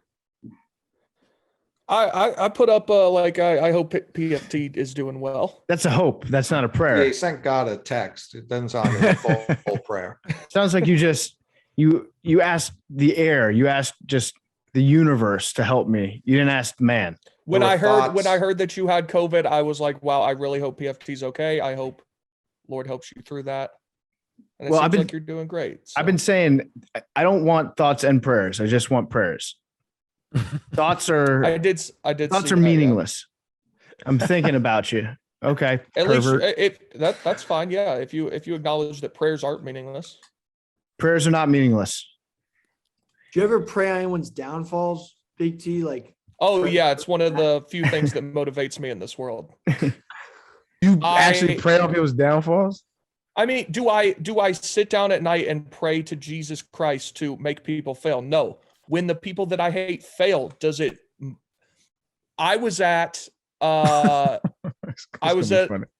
place the other day, and next to me was a guy who I hated me in high school, and he has utterly failed in life. He sucks. He's a loser. And I didn't say a word to him. He didn't say a word to me, but I know he saw me, and like he knows that I know that I have lapped him like many times in life, and that made my day. It made my day. You don't pray for that to happen, but you do thank God when it does happen. Yeah, that's an accurate way to put But it. wouldn't the I would Christian never thing to do be to forgive? I do forgive, I don't forget. Okay. All right. Which is almost worse. It sounds like it's not a real forgiveness then. No, I'll forgive you, but I absolutely will not forget. So what does forgiveness mean? Like Good question. I would say I harbor no ill will, but I absolutely do. I don't think I you don't know. forgive. Like, I just when the people that I hate fail, it fills me with a joy that nothing else does. It truly does. That's what motivates me in life. That is fucking evil, dog. What? I have two motivations in life: money and people that I hate knowing that I've won. I think you should reread Jesus's words, my guy. Like I really think No, I know it's You not missed some healthy, important and- chapters. double back on what the homie said, because that No, ain't I'm it. aware. I'm shooting it to you straight. That's the way it is. Damn, BT, you're I, ruthless. I love it when Christians aren't Christ-like. Well, It's fun. That's why I need Jesus. do you think that Jesus? You think Jesus would like watch? You know, the people that captured him, arrested him, killed him, and Much be better like, person than I. and be like, I hope those motherfuckers die. Unspeakably so. No, that's why he's where I am, and I'm chilling here. I saw Pontius Pilate at a bar, and many years later, and he knew that I lapped him in life. He does, though. I mean, look where we're at. Jesus won. Sure, Jesus won, but like, Jesus don't care if he won. Jesus wants everybody to win. That's fair. Mm-hmm. Yeah, his birthday, he gets 3 shit gifts. I've gotten so many better gifts for Jesus's birthday than Jesus ever got. His gifts suck. True. Yeah, he didn't get no N64. Frankincense, gold Myrrh. was pretty good. Well, one was Yeah, gold. gold is good. Wasn't frankincense super valuable then, though? Yeah, but what are you gonna do with a bunch of frankincense? I don't know. I don't even know what it is. I think it's a herb. Is it? Franklin, I actually have some. Why? Of course. I've been getting into like, what's it called? Frankincense. Burning. Yeah. Like Let me get burning? Like Arson? sense? I've been getting into like arson lately. Really cool. Billy's like, shit. I've been lighting fires around town. Aromatic resin used in incense. Incense. We don't talk enough about how arson is like a key indicator of somebody becoming a serial killer. Dude, That's one of the first things that they do is they get fascinated by fire. Isn't that crazy? killing it. Really? Yeah. Yeah, I heard the animal one for Animals, sure. Yeah. Where's I this? didn't hear the fire thing. I got Arabian musk. I got lavender. Lavender. Lavender's Bruh. sick. Yeah, Calming. lavender. I have that lavender in bangs. my essential oil diffuser right now. Matter of fact, I'm about to burn this candle right now. I like candles for sure. Meditation. I I have, have frankincense. Frankincense doesn't actually smell that good. It's kind of smells like church. Yeah, I had to carry I was one of the 3 wise men. I think it was 6th grade. And I had to carry the frankincense. That terrible smell. Awful Hey, gift. I hate the smell of incense in church. It makes me like choke up and make me feel like I can't breathe. So when I go to like Christmas Eve mass, there's like 10 minutes where I'm down for the count. Sound like some bad incense. Yeah. Billy, I have some more questions about Krampus. Is Krampus still acknowledged? Is he still a part of Christmas traditions in Bavaria to this day? Yep, dudes dress up like Krampus and they run through the town. That's really it. We good should town. do Krampus Con. Yeah, man. yeah. Would it also be a super spreader event? Yes. It would be Krampus Con. The honestly, during Santa Con, dressing up as Krampus would be Krampus is a terrible person. A massive red flag. Yeah. Yeah. Yo, what are you dressed as? I'm Krampus, bro. Yeah, I like that. I mean, Krampus seems like he's badass. He's metal as hell. Mm-hmm. And we don't have a Krampus equivalent here in the United States. It's just all Santa stuff. I guess the Elf on the Shelf adds in that little threat where it's like you're always being watched, so don't fuck up. But there's no one who actually punishes you on Christmas. Elf on the Shelf is part of the reason we're in these lockdowns right now. Big brother. We're teaching our children compliance. Big brother's watching you. You better be good. Do what he says. Do what the government says. Let's take it a step further there, Big T, and I'm fucking with you. Religion as well teaches compliance. Do what God says, or else there's hell. Talk to me. I don't think you're necessarily on the wrong track. He's like, let's pump the brakes here. Whoa, we need some moral. No. That's different than the government. That's an institution you're choosing to belong to. Now you're choosing to believe. It's been religion. thrust. We talked about a woman who thrusted on a lot of people. It's been forced. Religion's been forced upon people. Yes, but in this country currently, like, you don't have to belong to a church if you don't want to. True. You can do whatever you want. If you're choosing to go to church, it's because you most of the time like earnestly believe what they're teaching and what they want. Well, what we're in right now is just like do what we say or else.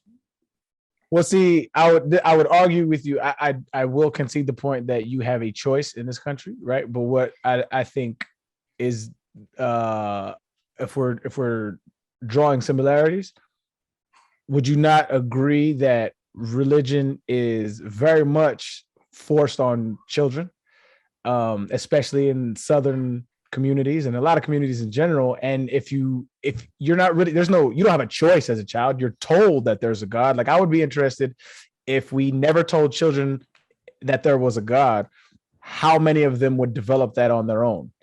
I don't think everything is forced on you when you're a child. Like eating vegetables is forced on you, or you wouldn't do it. Like that's my point. Well, yeah, that's my point. You have to force everything on children. I agree. Okay, you don't have to force religion on them. Right, but no, if you go to church, like obviously you can't just leave your kids at home. For sure, yeah, that's quite a pickle. I have thought for a long time if it was illegal, and I don't know how you'd go about making this a law, but if it was illegal to teach kids or tell them about religion until they were 18, how many would embrace it? I think it'd be more than you think, but I do think it'd be interesting because I do think what Arian's saying, like, yeah, it is true. Like people go to church mostly because they just grew up with it and it was forced. I have a take. I think it might be more than it is now. Ooh, hell no! I think it'd be. I think there are a lot. Disagree. I think there are a lot of people who go to church as kids and like don't like it, and they're like, "This is something I have to do," and then when they become adults, they don't do it, and they don't care. And I think there would be a lot of people who wouldn't have a predisposed annoyance at it for 18 years. That if that was the case, I think more people would be religious as adults than are. I somewhat agree. I don't think so. This is why I disagree. I disagree because I don't think it's the tenets of religion that people get like utility out of. I think if you replace religion with other social institutions, like if mental health was a priority in your teen years or your preteen years, and you knew how to cope with social issues early on, you wouldn't need a source of or like sense of belonging.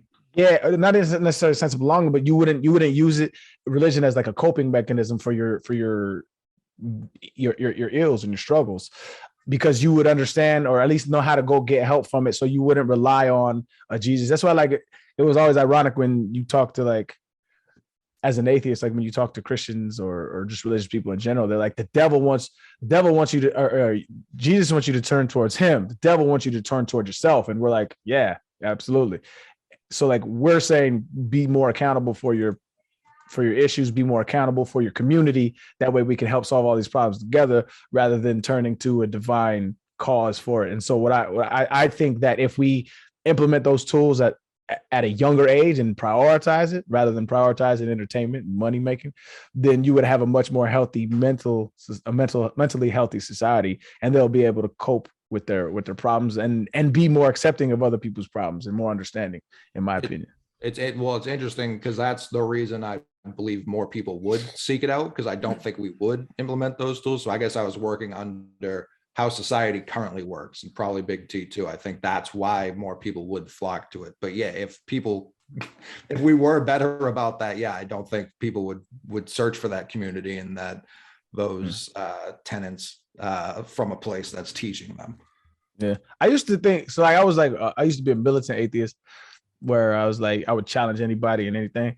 But like, so when people used to be, and a lot of them still do it. Like, a lot of, like, Christians, like, if you get into any kind of skizzy with them, they'll, oh, I'm gonna pray for you, and it's a pejorative, right? They're doing it to, like, it's them talking shit.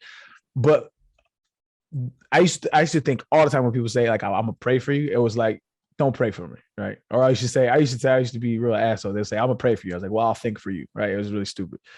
Now I'm much more empathetic towards religion as a whole, and so, like, when people tell me they're going to pray for me now, I really enjoy it. It's just their way of saying, like, I obviously don't believe what they believe, but it's their way of extending, like, an olive branch emotionally and what they would call spiritually my way, and I appreciate that. That's pretty dope. Growth in my Big T, I want to hear about Belschnickel. So Belschnickel is not entirely dissimilar from Krampus, but, like, less evil intentions. So Belschnickel came from the German people, like the Pennsylvania Dutch. It's actually it is a European thing, but it's been a tradition in the United States too. So Belschnickel is this guy. If anybody's seen The Office, you've seen Dwight dress as Belschnickel, and he goes into the office and does the impish or admirable deal with everybody. So Belschnickel looks kind of like a guy from Appalachia who's just been in the mountains for a while, and he goes around with he has treats, and he also has sticks that he uses as a whip. And the kids, if they've been good, they get treats. If they've been bad, they get whipped. But he doesn't have bad intentions, though. He wants to give everybody the treats, but sometimes you just got to do what you got to do. Now, also, though, I read that Belschnickel would sometimes throw, like, all the treats on the floor. But if any of the kids were too eager or selfish and, like, they got too many treats or something, then they also got whipped. So you got to be real careful around Belschnickel that, like, you're really on the up and up. He was playing boar on the floor with the kids. Yeah, I haven't seen that show, so I don't know what that is, but I know vaguely what you're talking about. Yeah, that's exactly what it is. What is boar on the floor? In Succession, the guy Logan Roy, the patriarch of the Roy family, he's trying to figure out who he's going to name, like, next in line to his company. He's got a bunch of shithead kids and all the hangers on around him. And so he makes them get down on the ground and play a game he just made up called Boar on the Floor, which is them crawling around on their hands and knees while he throws boar sausages at them, just to make him feel good about himself, just to degrade them, because much like Big T, the thing that he lives for is seeing all of his enemies fail and humiliating others to make himself feel good. So he's just throwing sausages at him repeatedly and calling the game Boar on the Floor, and seeing how all these, very, very rich, powerful people will just bend the knee for him at any given time. All right. Yeah. So Belschnickel, he can be mean, but he wants to be nice. Like, his intentions are good. He wants everybody to get treats. Okay. It's just like not everybody can get treats, So is it something that's celebrated in Germany, or is it just strictly in the United States? I think now it's mostly like a Pennsylvania Dutch thing, but it came from Europe. So And I then don't know he's- how much it's still done in Europe. And then he's got a friend, right? Big T? Well, no. So I watched a video from a year ago of a guy, a Belschnickel in the Lehigh something, and he says they don't do that. That was fake news from The Office. That's like a very fringe thing. But it is a real thing. I think somewhere, yes, that's a real thing. But he said that's it's not mainstream. Got it. Do you want to explain what that is, or should I? You can explain it. He's got a buddy. His buddy's problematic. Yes, he does have a buddy, and his buddy is named. It's I don't have it in front of me right now. Was it Black? What? Black Pete. Pete, Black maybe? Pete. Yeah. So Black Yeah. Pete is Belschnickel's like sidekick that he has, which is just a guy that gets dressed up and it's just straight up blackface. He just wears blackface, and he puts on a curly wig, and he rolls Again, around. Belschnickel says that's fringe. Okay, it's got a full Wikipedia page for him though. Yeah, it's No, he exists. It's kind of funny how there's this like whole cast of characters behind Santa Claus that we don't really talk about that much. It's like the Hamburglar to Ronald McDonald and like all the other characters. That's a really good way of describing it, as the Hamburglar. Yeah. Like Krampus is the Hamburglar. Yeah, every superhero needs a rival, right? Yeah. It's actually crazy. So Saint Nick in the Netherlands is supposed to come from Spain, not the North Pole. Really? What? Yeah. And the reason why Black Pete is black is that he's supposed to be a Moor from Spain. Got it. More is. Like the Moors. They were they were like a rival Muslim group, right? Yeah. So the whole thing's kind of like, what the hell? Europeans are low-key the most racist people on the planet. Oh, hot take. No, I feel like every 2 years there'll be a picture of prominent Spanish athletes where they're doing like they're pulling their eyes to the side because they're making fun of an Asian team that they're playing against, right? One of the Italian clubs just tweeted out like a whole video making fun of. Yeah. Like what? Yeah, it's bizarre how prevalent it is there.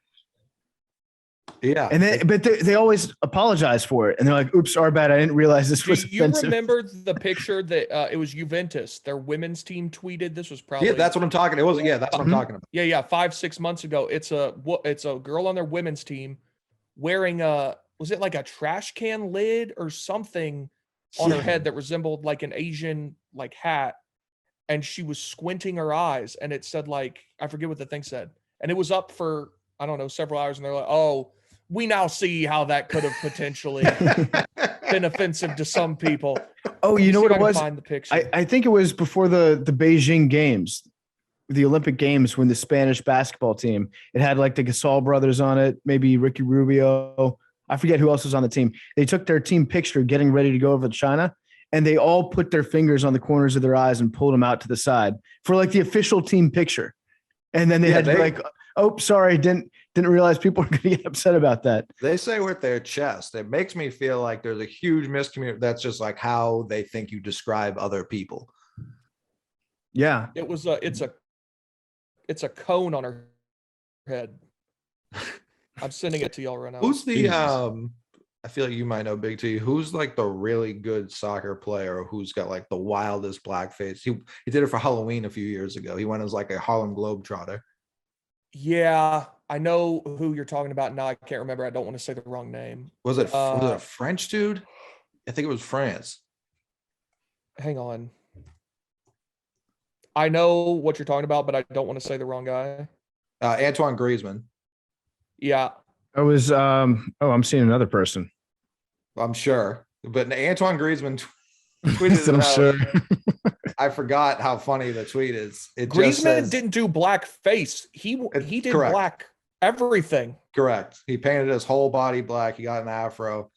And he just tweeted 80s party with a basketball emoji and a crying face emoji. And he's standing there smiling, grinning like a Cheshire cat. He is. This is in a number 69 90s All-Star jersey. It was Andres Iniesta did it too. Iniesta did it just 2 years ago. A Spanish legend. On Three Kings Day, he dressed up in full blackface, and then he tweeted out a picture with the Three Kings emoji and then 3 star emojis next to it. And everybody was like, "What are you doing here, Iniesta?" Is that not how you guys celebrate Christmas? This is a wild picture. Yeah, just 80s party. Well, that was the 80s. Racism. Oh my god. So yeah, that's Belschnickel and Black Pete or Schwartz Pete, depending on which nomenclature you prefer. Arian, Good word. It's a good word. Nomenclature. you got any particular traditions or weird Christmas things you want to talk about? I'm gonna keep it a bug, man. Yesterday, I totally planned on researching for this, and I got a tree and put on Christmas music and got really faded. And that's why I'm not drinking. That's why I'm not drinking during the episodes, because I got so drunk last night and I spaced. I apologize to all my Macrodosing. That's why you had so much fun. Sure. I wasn't finna do that shit sober. The fuck? It's really cute though, man. We painted our own little ornaments. It was really cute. I like it. Mad Dog, you got anything? Yeah, so like I said earlier, we do St. Nick's Day. I've done St. Nick's Day my whole life. I didn't realize it was like not a widely celebrated thing. Like when I was little, we had my mom had like old ass, I don't know, they must have been from when she was a kid, felt boots, and you would place them in your garage or outside, and then overnight St. Nick was supposed to come and he would like drop off like candy and like basically like kind of little stocking stuffers. And I learned about it in school and stuff. I kind of forget the origin of like, because it's Santa, because St. Nick, I was always taught St. Nick and Santa are kind of like one and the same, like how Jesus and God are the same person. So I always did St. Nick's Day. My mom, like St. Nick's Day was 2 weeks ago. My mom sent me something up here for St. Nick's Day. Like that's always been something we do. So I don't know. I mean, I don't think it has any evil connotations, just because it's like you just put your shoes out and then like a little elf man comes and drops off little treats for you. But we've always been like really into that. That's always been like a big, I guess not wildly celebrated tradition, but we've always done that, like all like where you just leave it out and then they'll just drop off like candy or something. And it was, or some people celebrated it where it was like the poop of Saint Nick and it was like candy, like the Easter Bunny kind of thing. Wait, do you think that the Easter Bunny's treats are his poop? I didn't take like it that way. droppings. I mean, obviously it's eggs, but like if we want to think of it that way, bunnies don't lay eggs though. So what? No, you think that the Easter, like the candy that the Easter Bunny leaves you, is his poop? No, I'm not saying that. I'm saying there, I guess, less poop, more droppings. That's poop. Poop. The same thing. Confirmed. What do you think droppings are? I'm saying they're an alternate kind. If the bunny can lay an egg, it can be a different form of dropping. If we're going crazy like that, we might as well go full psycho. Yeah. But all right.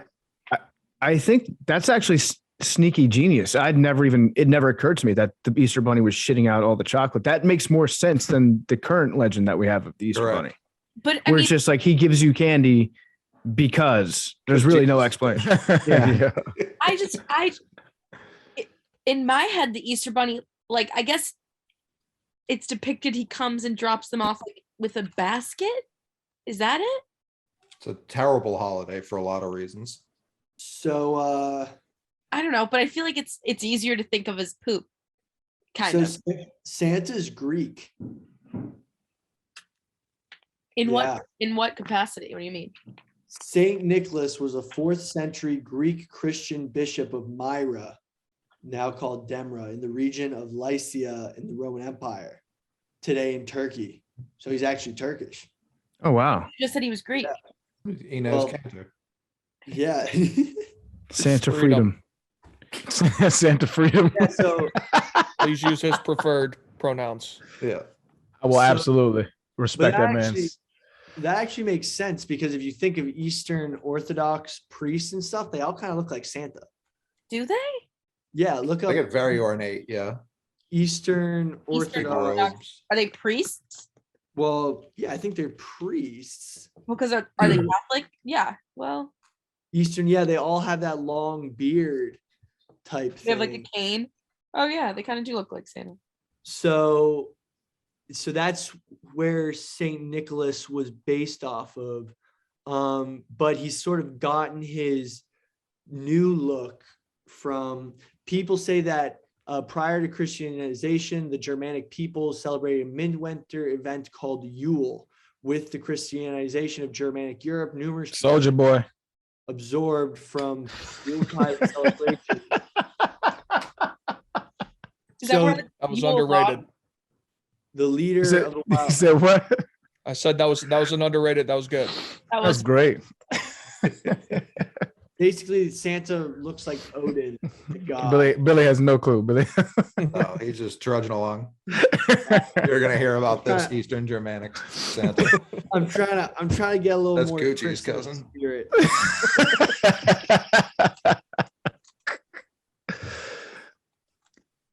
Yeah, dude, Santa. how do you? Okay, so Go ahead. so Arian and Coley, I guess Arian's kind of gone through this already, but like, how do you in a perfect world where nothing's spoiled, how do you plan on telling your children about Santa? Or like, when do you have that conversation? I think Arian's discussed this a couple times. Yeah.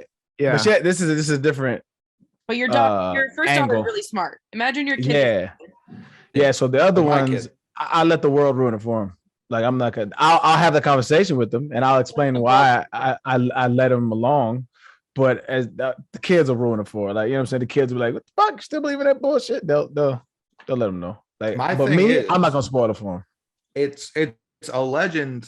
At least some iterations of the story are a legend based off of something that happened.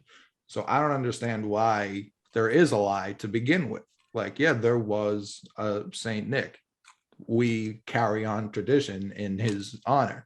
I don't know how like a 5-year-old could process all that. So it is a harder concept to grasp, but like it can be a devastating betrayal for some kids when they find out that they've been lied to all these years. So I'm trying to avoid that part of it, and by trying to keep it as honest as possible. Like, hey, we have this tradition. Santa brought toys to this town. So we do it here because we thought it was cool. And because the Christians had to steal the pagan holiday of the sun god for their religious conspiracy. Yeah, good I'm not explanation. the, 5-year-old. I'm willing to because I'm such like I'm like a very understanding father. So like if they trip and hit themselves, like I'm not like get your ass up, but you know what I'm saying? That's not me. I'm more of like, you know, you'll be okay. Like, where does it hurt? Talk to me. Or if they're upset about somebody taking a toy or whatever, I always talk through it. I allow them to express themselves, and I express what, you know, my side of the story, whatever. And so I'm very willing to have a conversation with them. It was like, why did you lie? Like, and then explaining to them why. But I just think it's they'll be hurt. But I think as they grow older, they'll appreciate why I tried to keep that innocence for them, because as they grow, they'll realize there's so little shit to be happy about that, you know, this is Did y'all like this is what I was trying to keep. when One you second. found out that Santa wasn't real? Did y'all feel like betrayed or anything? I did, and I was oh, that makes sense. I was crushed. No. Really? Crushed.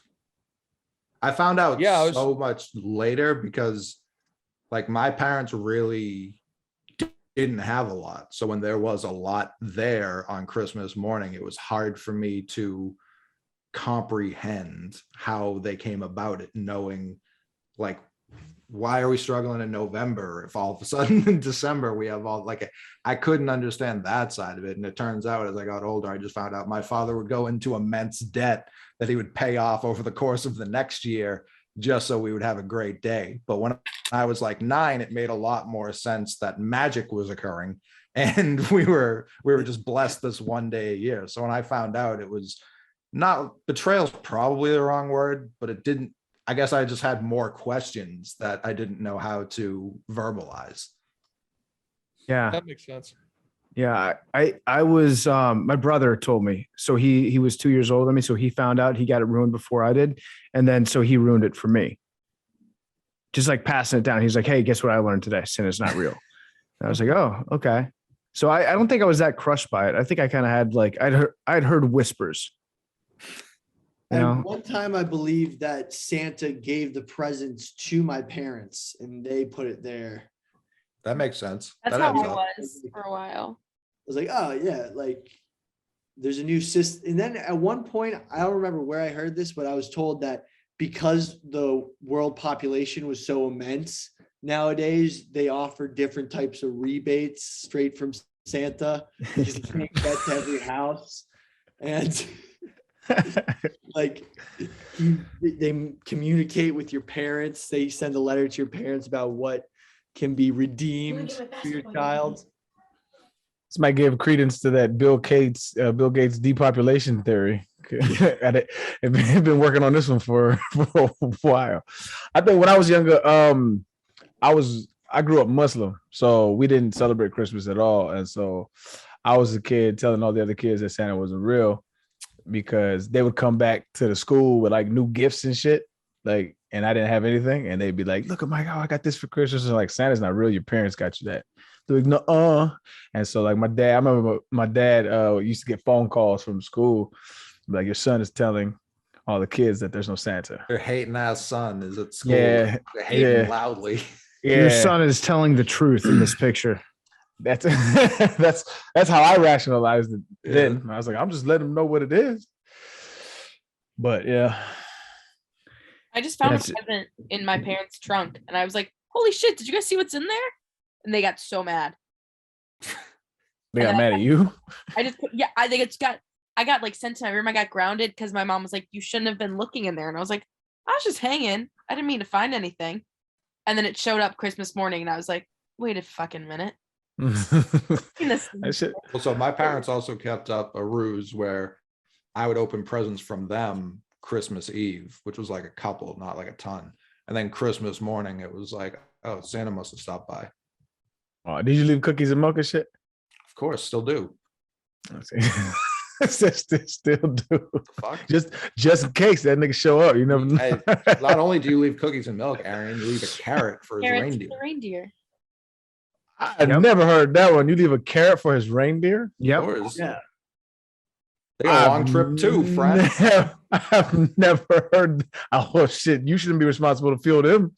Like, it should be on Santa. You should bring the carrots. That's crazy. I don't disagree, but listen, it's a long trip. Got a lot of. They're doing all the work. Ain't no free handouts out here though, Big T. You know what I mean? You need the. They're his reindeer. The reindeer do it. The reindeer are putting in work on Christmas Eve. They deserve a little refuel. The elves deserve a lot of credit. The elves, I mean, I can't believe that we just let Santa escape by on using sweatshop labor. The elves do all the work. Santa just tells them what to make, and then they work their hands to the bone, making kids happy. Santa is Steve Jobs. I was going to say it's like Nike. Literally taking another race of beings and making them work slave labor. I don't think it's confirmed that they're a different race. They're elves. I thought they were just little people, or whatever the correct terminology for that is. I'm going to do a Billy segue here. The term Yule Lads, we should refer to elves as Yule Lads. Yeah. Well, the Yule Lads are different though. They're different. The Yule Lads are a different thing entirely. I want to co-opt Yule Lads and replace elves with Yule Lads. I think the elves just need more shine. They need more credit, because they're the ones that are doing the work. Santa gets to ride around on basically taking a joyride on his fighter plane around the world. And everyone's like, "Thank you, Santa. I appreciate it." They don't give any credit to the guys. We're acting like him going up and down chimneys all night, getting through places that don't have chimneys. Like, we're acting like this is a stroll in the park for him. I will defend Santa if you fucking naughty list heathens won't.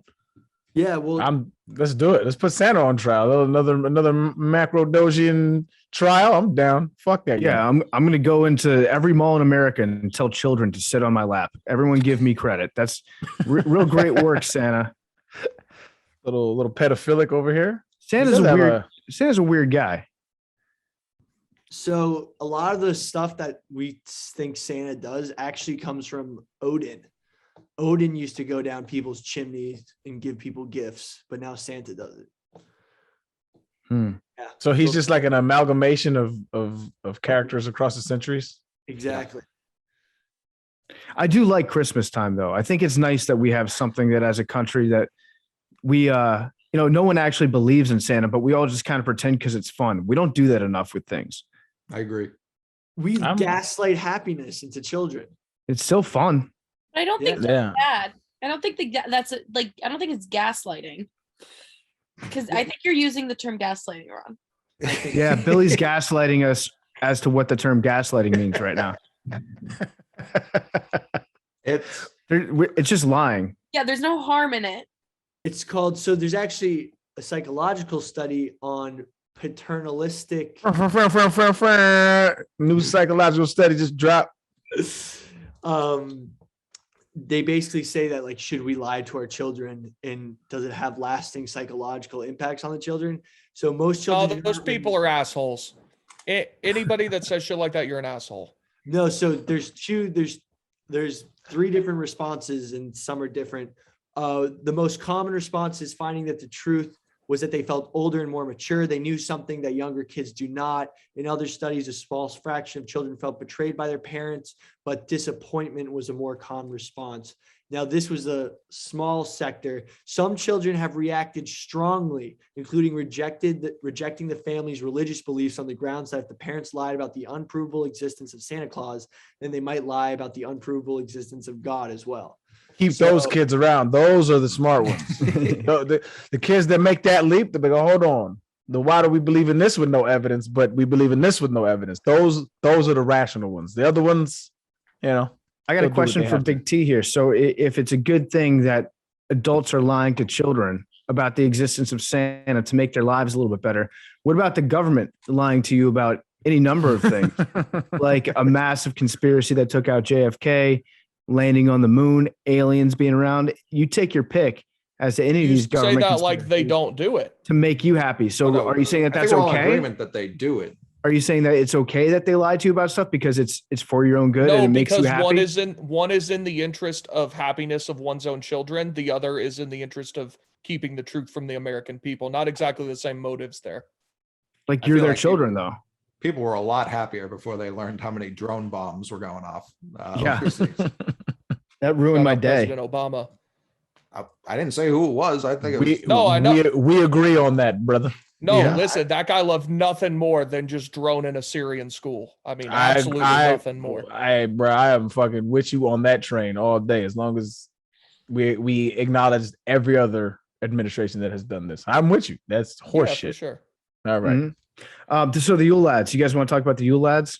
Absolutely. That's right. I learned about the Yule Lads first from Jeff D. Lowe. There you go, Billy. He got it from me, man. Jeff D. Lowe taught me about the Yule Lads. I think he heard about it from Nick or KB, and they've been on this for a while. I know that Kate wrote a blog about it a while ago too. But the Icelandic Yule Lads are maybe my favorite of the weird European Christmas traditions. So in Iceland, every year at Christmas time, it's not necessarily Santa that they talk about, but there's a whole family that they talk about. I'm going to mispronounce these, but Gryla is the mother, and Gryla is like this monstrous old lady. She's the mother of all the Yule Lads. And so she is this troll mom that watches everything all year long. And so she keeps a list going of which kids were naughty the entire time. And if you're bad, she'll come down from the mountains, hunt the naughty kids, and then she'll make soup out of them. So that's what they tell the children over there. Like, if you fuck up, Gryla, the mother of the Yule Lads, is going to come make a soup out of you. Now, Gryla's married to her husband, Lapaldi, and Lapaldi doesn't really do shit. He just kind of sits around the house and gets fat and eats child soup that his wife makes for him. But the mom is really the brains behind the operation. And then they have a cat, and their cat is called the Christmas cat. It's a black hairy cat, and it hunts kids, and it'll eat you if you don't get new clothes on Christmas. So if you show up the day after Christmas wearing your same old grungy clothes in Iceland, you're going to get eaten by this ferocious black cat, which I thought was kind of interesting. So it's the three of them, and then their children, the Yule Lads. So the tradition goes, I think there are 13 children.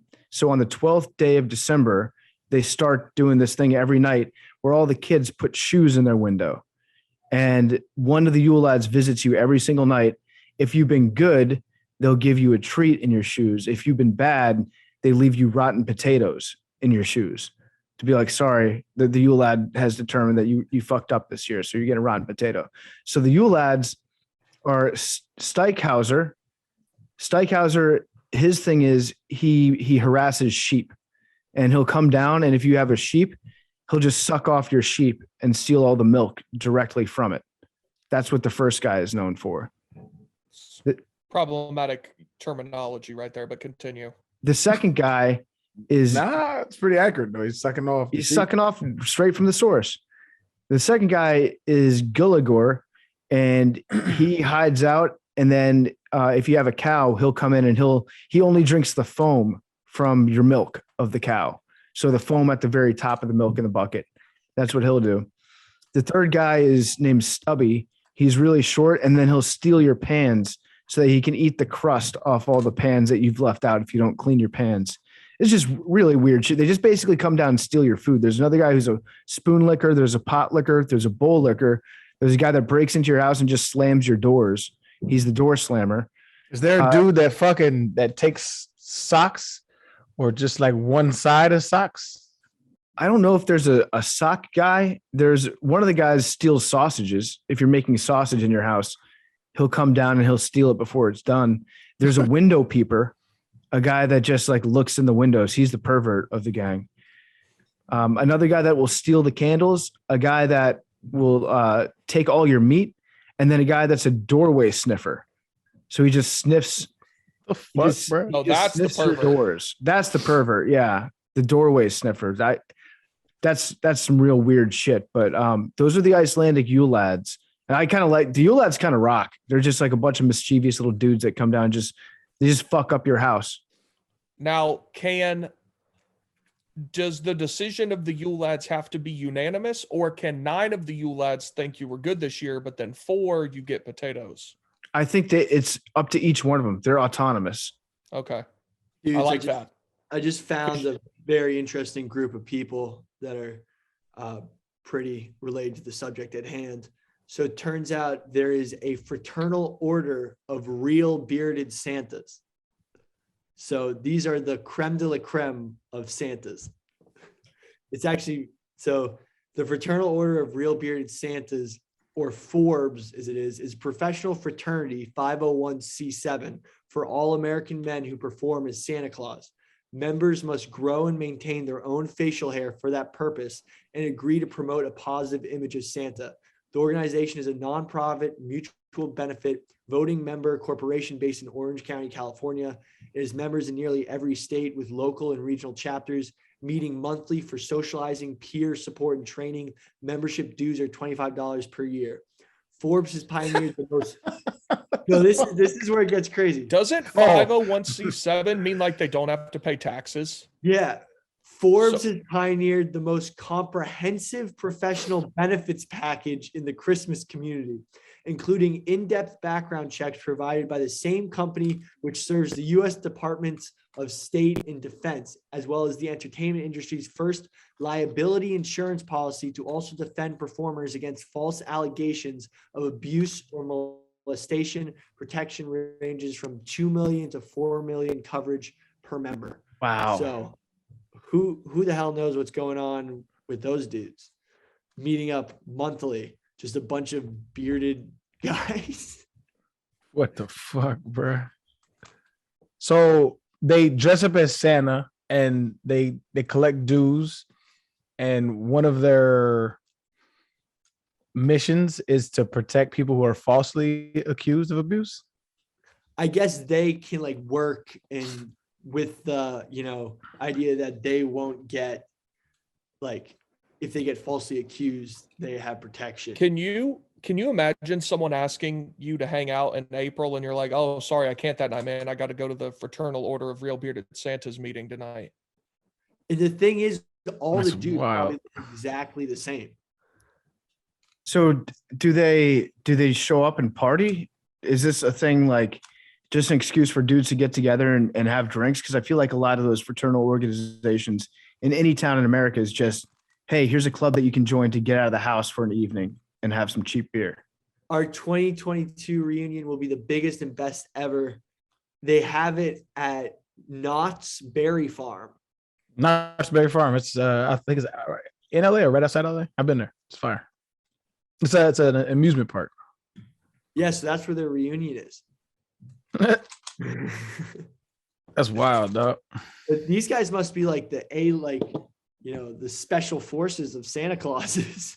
The best Santas, yeah. The best. So wait, how do you get in? Contact us. Oh shit! Oh my God. That sounds like some fucking Mason type shit with a B1 ask one. Wait, this is actually hilarious. If you go to their website and go to contact us and you look at the picture of all these dudes, they all look like the exact same dude. They're all fat guys with Yeah, super Santa. red faces. Yeah. Like, it's actually insane that all of these. This could be, there could be something else going on. What do you think? Like, talk to us, Billy. I don't know. These guys look very, very pro Santa. So you So, saying yeah, you saying they sus, man? I don't know. Santa Tim Marsh, Santa Bob Callahan. So it's like how it's like priests are like father, you know, whatever. Yeah. They just go by. I feel like they're doing it wrong. They should go the lawyer route and have Claus at the end. So it's like Bob Claus, Fred Yeah. Claus. Yeah, That's how yeah, they should be doing it, not yeah. Santa. You're 1,000% correct. I gotta say, these guys look awesome though. Yeah, they look. They're a bunch of Santas. Yeah, they look like they're having a great time. Yeah, as long as there's no nefarious activity, like they ain't like Child fondling porn, kids and yeah. shit. Yeah, then I'm all for it, man. Dress up as Santas, get fucked up, and have your little clique, man. That's what's up. Yeah, Shout out there's Santas. potential. That's the most wholesome group in America. That's But facts. with the caveat, it is a bunch of old white guys. So who's to say? Yeah, do they allow black members? No, They I don't. should. I don't know. I don't see. They're all white. I don't know. That's what's I kind of. don't know. That's hard. Like, so I was in the store yesterday. We was putting up the tree, and I'm looking for like decorations and shit. There's like they don't sell like black Santa stuff. I'm sure I can get it online, but there's like no black Santas. Like, I shopped at Michael's. I don't know if y'all know Michael's, like an art supply store for Yeah. a tree. They didn't really have any black Santa stuff. There's a bunch of it in Maine, and I don't know who it's for because there's not a lot of black people in Maine. Yeah, I don't know. I'm sure there is. I'm sure I can find it. I just didn't see any. They have a lot of and I saw these, I've seen these in New York, Mass, and Maine. There's a lot of troop Santas. Where they just Santas? yeah, they dress up Santa as a troop, like He's got guns? Hat. Oh my! Of course. Oh my god! That might be the there's a lot dumbest of shit them I've looking ever into. heard. They're very funny. Oh Red my. camo. No, it's just regular camo. It should be red camo. Well, that's Bape. That'd be Bape Santa if it was red camo. If there's one on Prime, it'll be here on Wednesday. You ordered a troop Santa. I'm seeing if there's one on that can be here with 2 days. Oh, there shipping. has to be. We should get I don't know. Billy I one of don't. those. I don't see any on Amazon. I see Santa on a Humvee making deliveries to troops. That's like an ornament. I'm trying to. I've seen them a lot. I usually Snapchat it to my brother-in-law because he's in the military. And it Now, just kills me every for $113, it's not available for Prime shipping, but you can get an inflatable Santa in some sort of camo with a "God Bless America" candy cane sign in front of him. Let me Fuck, send right. this to y'all. Oh, I see that. Oh. That's pretty good. I will never understand that level of patriotism, dog. I mean, Troop Santa should have a gun, right? All the Troop Santas that I'm seeing, he's not carrying anything. He should certainly have a gun. I found one with a gun. Oh yeah, I see one with a gun too. Oh my God, these are awesome. We got to. Oh, here's a really good. I'm going to send this one to the group chat too. This one is actually wearing like a military uniform, and on his nameplate it says Santa Claus, and he's got like a patch on his arm too. Is this implying that Santa's, out there doing war, pulling up with his sleigh to the Middle East, dropping different kinds of presents? His sleigh says Lockheed Martin on the side of it. Just fucking, he wraps his bombs before he drops them. Yeah, I think it also implies that every Santa that's not a troop Santa is anti-troop. I've never thought about that until now. Oh man, that's funny. Cool. You got any weird Christmas traditions you want to talk about? I mean, Krampus was the big one. I knew we'd get to that one early. I've talked about the Grinch on here in the past, and I do feel like it's worth revisiting given where we're at in the calendar.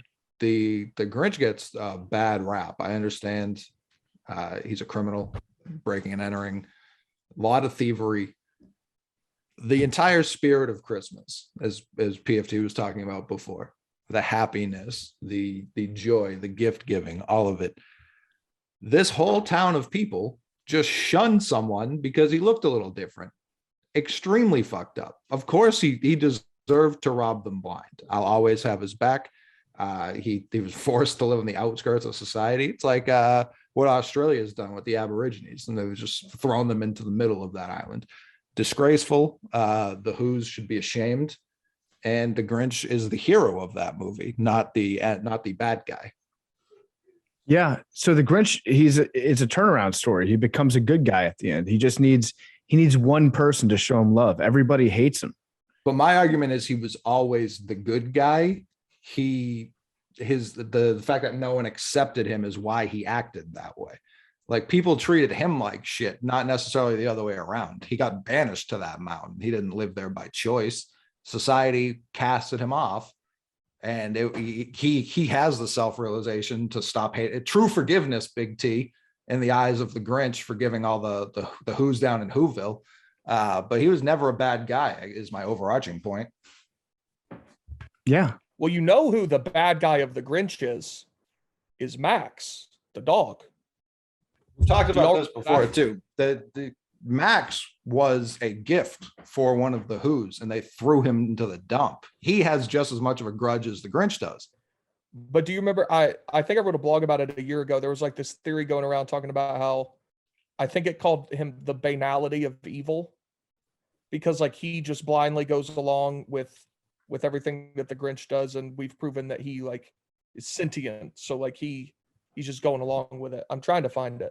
Yeah, no, you wrote a blog on the Grinch last year, and someone else did too, and they both threw me into a fit of rage by how little people were watching that movie. Like, people just weren't paying attention, and it saddened and sickened me. That's why I get so passionate about him. He's a good guy, very funny, funniest person in town by far. And the Who's, I said this on Lights Camera yesterday. It's kind of shocking the Ron Howard Grinch hasn't been canceled, because they just randomly stick blackface characters into the movie for no reason at all. This was like 2001.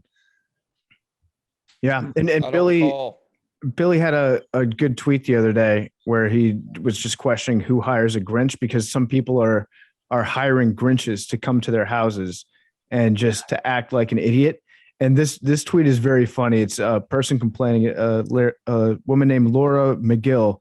I paid 85 quid for a Grinch visit. Advertises the Grinch to come in, mess the kid's bed, have pillow fights, put toilet roll around your Christmas tree, and pictures with the kids at the end. What I got, every single bit of a party food, expensive cupcakes threw all over the place, tree decorations broke, fairy up liquid poured on my kitchen floor, eggs smashed, and a full bottle of juice poured on my floor and on my son. Kids' new onesie ruined. Highly, highly do not recommend. And then she puts a bunch of pictures up of just an absolutely trashed living room. This guy just showed up to the house, wrecked her house, ruined her son, poured what looks like grape juice all over her son's face and clothes, smashed trays of food on her living room floor, and then dipped out. Respect to that Grinch. That's an awesome job. That's a that guy did a great job. The rest of the Grinches aren't doing a good job. Time out. I know I had to step away for a second, but there are people that hire people to come fuck their shit up. Yep. Dressed as the Grinch. Yep. Yeah. This lady was upset that she got an exceptional Grinch. Dude, like this place was fucked. She This just is gave why- him a 5. She gave a 5-star review. He did too good of a job. That's what I mean. Like Yeah. this is why the customer is always right is one of the bigger lies we've been told in society. Like this guy was maybe, like Big T was saying, too good of a Grinch. Mm-hmm. I am in shock that people paid. Wow. I've never heard of this shit before. What a great job. We're in the wrong profession. I would love if people just paid me to come. You don't have to clean it up. You just get to leave with your 85 quid and have yourself a day. Mm-hmm. That is amazing. Like that's what a stress reliever. Like, come fuck my house up, and I'll pay you to do so. Just dress in green. It's a great job to have if you can get it. If anybody wants to pay me to do that, I'll Grinch the shit out of their house. No question. I'm in. It'll be a great. We'll do the little dog and everything. Whatever. Like, Big T was talking about spite and hating people earlier. The Grinch was such a great thief. He would steal the light bulb out of your fridge. Like that's, you talk about truly holding a grudge. Like you're not forgetting anything. You're stealing anything that can omit light in your homes. Coming with me. Nice. Good luck tomorrow night. Fuckface. Yep. I agree with Coley. The I'm a Grinch Grinch did fan. not. The Grinch did nothing wrong. He was a victim of society. I agree. Yeah, systemically they didn't take care of it. He was an orphan, right? He was an orphan. They treated him like orphan. shit in the orphanage. I'm with you. Grinch was a good dude, man. Why is he green? Did we ever figure that out? So the beginning of the Ron Howard one, which is the deepest it goes into the lore, he was heading for a different town, and a wind gust blew him into Whoville. So theoretically, it implies, which I don't know how this sequel hasn't been made before Hollywood could write it, patent pending. So now they owe me money. The second movie should be him going to that other snowflake where the Grinch town, like there's theoretically an entire town of Grinch people out there, much like there is of Who's. Wow. Yeah. We need the origin story of the Grinch, That's bro. what I mean. Him going home to find his people. And since he's been Whovilized, it's almost like he'd be too nice now. All these other Grinches would be calling him soft and probably making fun of him. Well, no, no, they we don't probably know that. they're probably nice in general. could Whoville be. made him like that. Yep. It could be. So So I'm he's- saying, so I'm he's- saying since we let's write last it. left him, Let's he write has it right been now. Reaccepted by Who society. He's kind of king shit down there now. I got it. I figured it. I got you. This is what happens. So Right. he continues his journey back to Grinchville, Mhm. right? And on his way to Grinchville, he encounters all these problems of trying to get there, people chastising him again. He gets pissed off again, right? And then when he gets to Grinchtown, thinking, fuck, I finally got here, he has his heart reopened because everybody's so fucking nice there. Yeah. Mhm. That'd be a beautiful story to see. And you have to wonder if there's a Who that ended up in Grinchville, would the Grinches treat that Who the same way the Who's treat the Grinch, or would that Who have been accepted by the Society of Grinches? I think it's probably more likely that they would have taken the Who in and treated the Who well. I think that the Who's are the real problem in the story. That I- culture is toxic. I agree. Toxic culture. It'd be, Fuck it'd be those. such a funnier movie though if there had just been some, like Steve was living in a mountain and he came down and was breaking into a bunch of Grinch's house.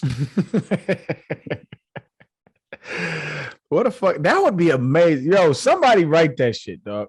Somebody write the Grinch origin story. Or would it be? It wouldn't be an origin story. Oh, It it'd would be like no trying to origin story. find It home, would be, like, the second Spider. yeah. The Grinch goes home. Yeah. Sneaky Dr. Seuss book. The People Grinch is forget- a Dr. Seuss book. Yeah. Is that sneaky? No, but like people forget that. I don't think so. I don't think so at all, actually.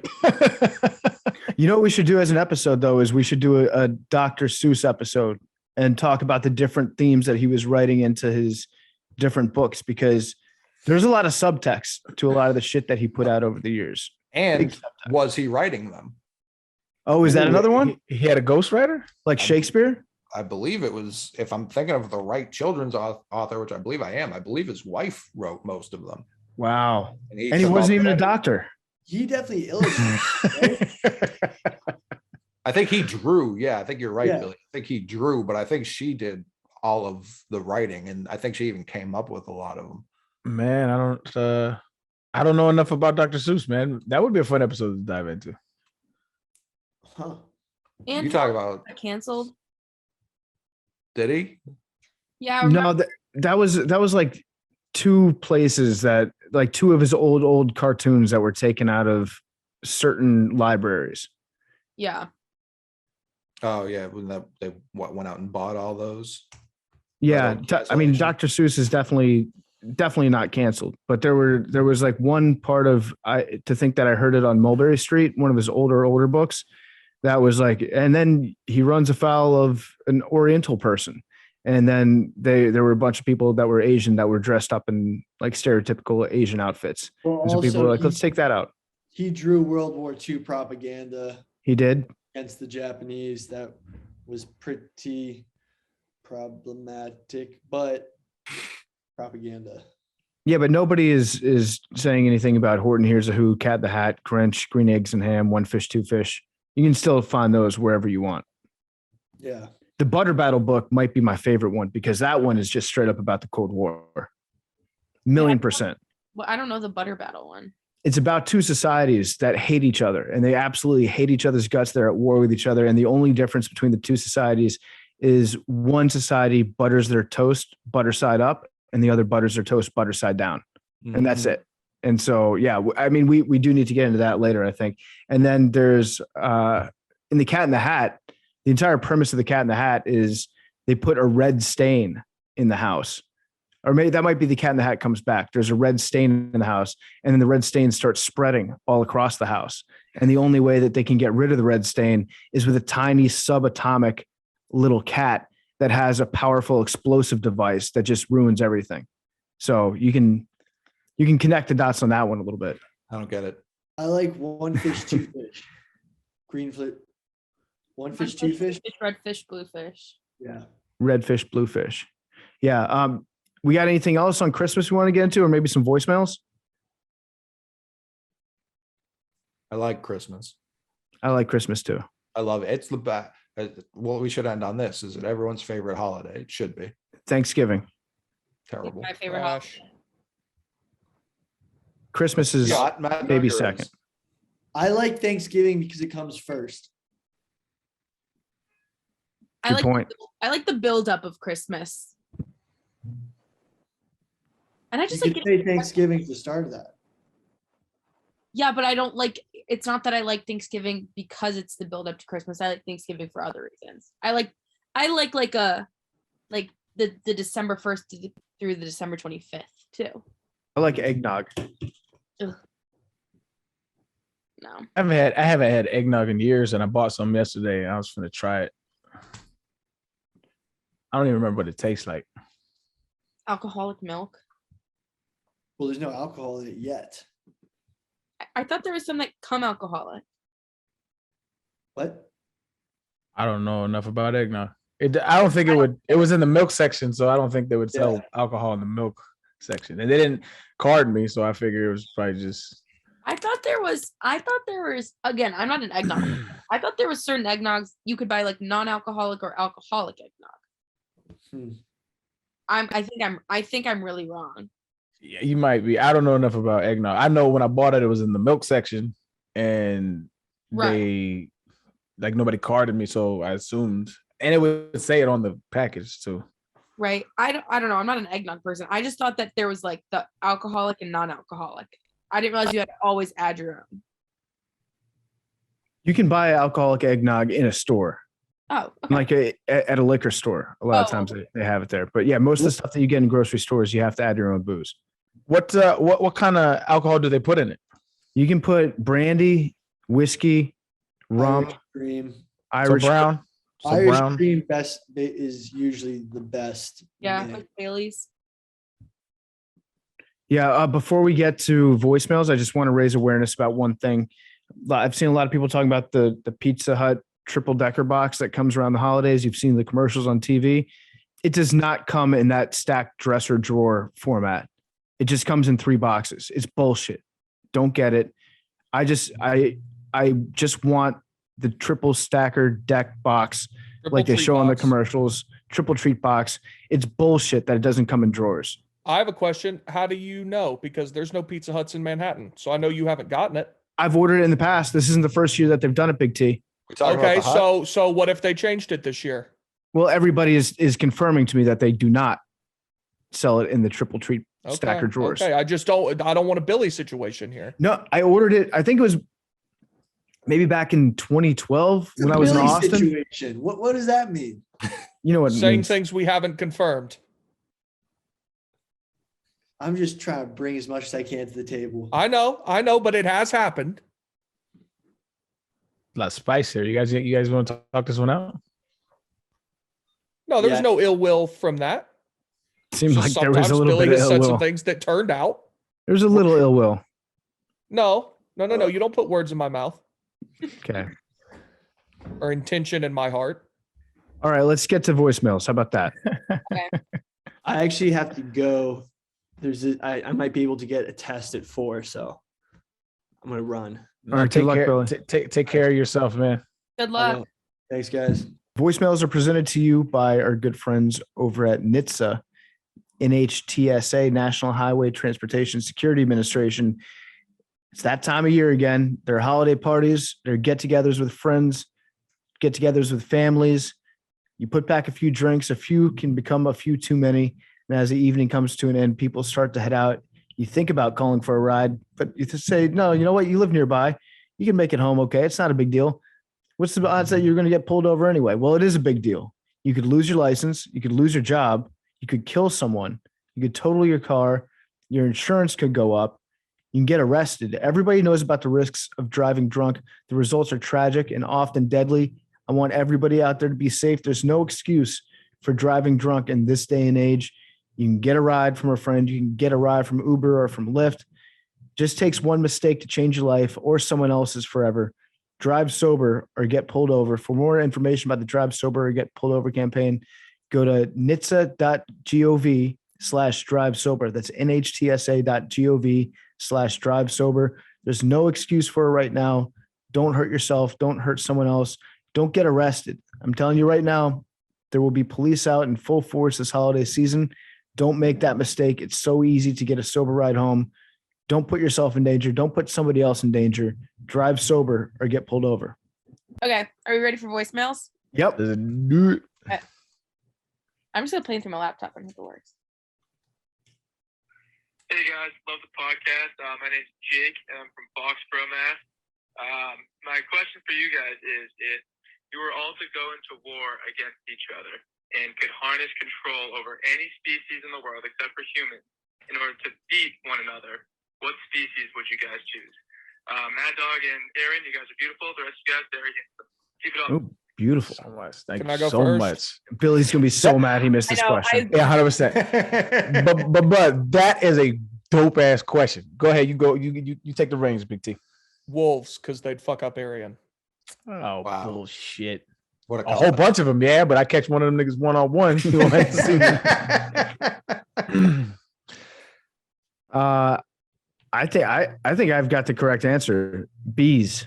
Mm. Bees. You get every bee in the world on your side at your disposal. You will ruin somebody's day by sending a swarm of bees at them. And with all the people out there that are allergic to bees, you could kill off a shitload of people. But we're just trying to kill. I took it as everyone else on the show. Well, and it's Oh. like everyone has their own species that you're fighting against. Right. So we got to kill the army of plus PFT or just PFT? I think it's think it's- 50 with his army. I think Yeah. it's everyone in their army. Oh yeah, well that changes things. Okay. I was Okay. thinking similarly to PFT with the mass. I'm going spiders. Like I get all the spiders. Yeah, they're fucking done. The spiders would Up have the against earth wolves. now if they had someone leading the charge. They're just very disorganized. I would take out spiders so easily. You just kick them. They're all on the ground. Good luck when all of them are coming. When you have a million spiders coming at you, family. You I get would the fuck Brazilian jumping spider, like forget it. Your dick's gonna explode. I would fuck up spiders easily. So I just looked it up. There, just honeybees that are kept in hives in the world. 2 trillion, just honeybees. We're not even talking about wild bees. You know how many 2 trillion is? That's so many bees. A lot of bees. That's so many bees. You would get fucked up by these bees. I'm gonna go. I think, and because I had the fortunate placement in my picking, I was originally gonna go with bears because I feel like they're the most ferocious things. Bears are hippos, but because I know PFT strategy now, I'm gonna have to go with some kind of virus or bacteria on my side. God, pick an animal. It didn't say I have to pick an animal. I have to pick a living organism, or did he say I think animal? the question was animal. I think it was pretty clear. I think it was species that isn't. He said species. He said species is not a human. Viruses are species. Are Bacteria they? have species. Yeah, they're species. Do I get to have my spiders and a mask then? Because then I feel pretty good. Well, you can put little masks on all your spiders, bro. No, what I'm gonna do, especially to avoid PFT, I'm gonna have them build me like a tent out of all of their webs. webs, which I'll be able to breathe through, but will be impenetrable to the bees. So I feel great. Your bear would have done more than the virus. Hold on, I'm gonna see if I can even do this. A virus is a submicroscopic infectious agent. It's an agent. So it's not it can't survive outside of its host. So a species is defined as a class of individuals having some common characteristics, qualities distinct. Okay, in biology, the major subdivision of a genus or subgenus regarded as the basic category of biological classification composed of related individuals that resemble one another, are able to breed amongst themselves. That's where I lose. Okay, so I can't do. You could give a bear COVID and send it after me. A COVID bear. Yeah. Okay. Well, I think I can't go with, because I think all the bees will absolutely destroy all the bears. Although, wait, hold on. Bears fuck with honey, and they're natural enemies. Yes. I think that would be a good fight to watch. Mm-hmm. I don't know, because there's so many more bees than there are bears. Mm-hmm. We're outnumbered, and so I need something. You know what? It depends. What terrain are we fighting on? That matters. Let's call it we're in a vacuum. So we're all dead. We can't breathe. It's like a universal, like everyone. There's no it's a net neutral field. Okay, net neutral field. So that brings aquatic animals into the fold.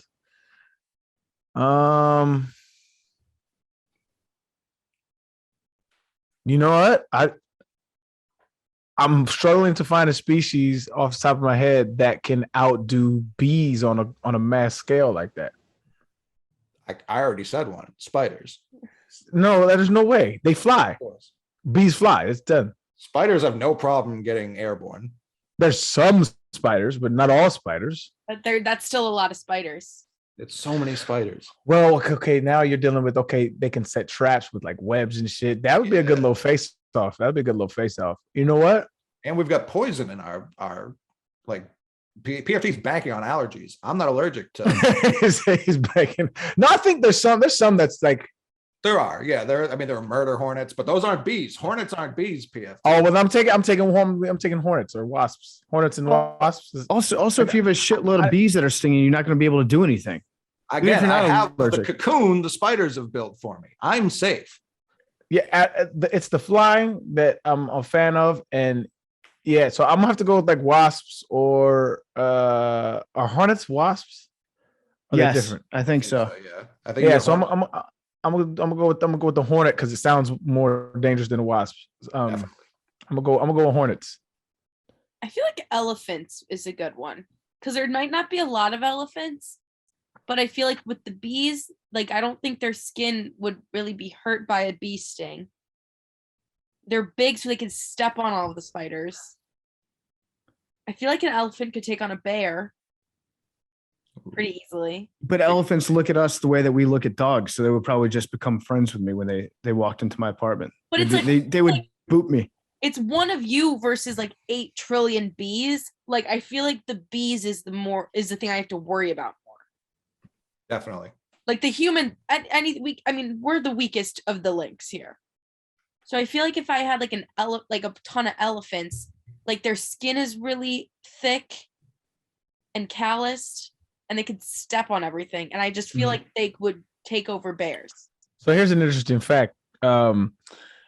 A bee stinger can't penetrate the thick hide of an elephant, but when bees swarm and African bees swarm aggressively, hundreds of bees may sting an elephant. Its most sensitive area. So they have like areas that are prone to, but the majority of the elephant is unaffected by bee stings, which is dope. That'd be a good fight, man. That would be. What if PFT taught the bees how to form like mice and ran up on the elephant? Now they're scared. Now you're sounding like an NBA Reddit post right now. I mean, this is the 10,000 rats question. Like that's all this is. If you got 10,000, like what's that graphic? It's like you can pick 2 animals to protect, or 2 groups of animals to protect you. The rest are coming to kill you. And one of the options is 10,000 rats. And like that has to be one of your picks. You do not want 10,000 rats on the other team. You just don't. Yeah. If I have 10,000 cats, I wouldn't give a fuck. Maybe cats. You talk about mercurial. Like you cannot coach a cat. They're not going to listen to your leadership. Oh no! Now we're talking about uncoachable cats. That's a great question, man. Fuck whoever that guy was, man. Shout out to him, man. Good shit. That was fun. All right, ready for the next one? Yep. What's up, everybody? Max, coming to you from beautiful Los Angeles. My question for everybody is, who do you think is worse, Taylor Swift fans or Donald Trump fans? Please put this in, even though I know you think this is a ridiculous question. I want to know from everybody else. So, yeah, I love the podcast. Gets me through my work day. Can't thank you all enough. Stay handsome, stay beautiful, stay gorgeous. Who's the first group of fans? What? Taylor Swift. Taylor Swift. Or Donald Trump. I have my answer, and I people. don't think I need to say it. I just think we that know your answer. I just think that anybody that's a fan of a politician is usually pretty annoying. It's facts. Like don't be a fan of a dude that is, or a girl that's running for office just so that they'll take advantage of you later. Also, I think the reasons as to why they're fans is a lot more defensible. Like like Taylor Swift, I can understand the fandom of Taylor Swift. She's fucking talented. Like she's really talented at what she does. Like I'm not a fan of her music, but she's talented, right? Like if you're a fan of Donald Trump, like I think you're a fan of either one or two things. You're a fan of the lore behind it, and you know it pisses people off, which says a lot more about you than anything else. And I think another reason is you're a fan of like I could see you being a fan of his his capitalistic ventures, but then again that just says more about you. Like I like Donald Trump fans, like if you like his policies, that has nothing to do with this. But if you're a fan of Donald Trump, like I don't understand that. It's usually because Donald Trump makes people that you don't like mad. That's what a lot of it comes down to. Stage, yeah, and he is objectively very funny sometimes. I was reminded of a quote that he had that I think he put out like 2 years ago when he was doing one of his rally tours. And he was, airing his grievances that he always had against low flow toilets and shower heads. That was like one of the things that he hated the very most was like, you can't take a shower anymore in this country. It's disgusting. But he was talking about, he was like, we don't have the water pressure in our showers. We don't have them in our faucets. We don't have them. Where's the other place, people? Where's the other place? And everybody was like, toilets. And he was like, yep. He was like, yep, that's exactly right. And it doesn't take care of everything you need to take care of. Not for me, of course, but for you guys, like to the fans. So you're saying like, you guys, I'm sick of you. My fans have such massive shits that these toilets tank, and then the crowd like goes nuts when he says it. It's just objectively hilarious that this is the person that he is. He's a very funny individual. No doubt. And like, undoubtedly, he has done so much to get people's attention on politics, because I mean, I don't think there was more watched things than the Republican primaries. Like, when he was debating, like it was just good TV. And I don't know if that says anything about me, but it's just fucking hilarious to see him roasting motherfuckers day in and day out. So all the people that are like grown up doing all the right things in politics to get ahead. They've, served in the Senate for 30 years. And then Donald Trump gets on stage. He's like, this guy's fucking short. And everyone's like, yeah. Rand Paul's like, damn it, he's got me. Yeah, he's like, that guy's the murderer. Yeah. Yo, Ted Cruz dead. Kill JF. And his wife's ugly. His wife is ugly. Crazier part, Ted Cruz turned right around and support the motherfucking time.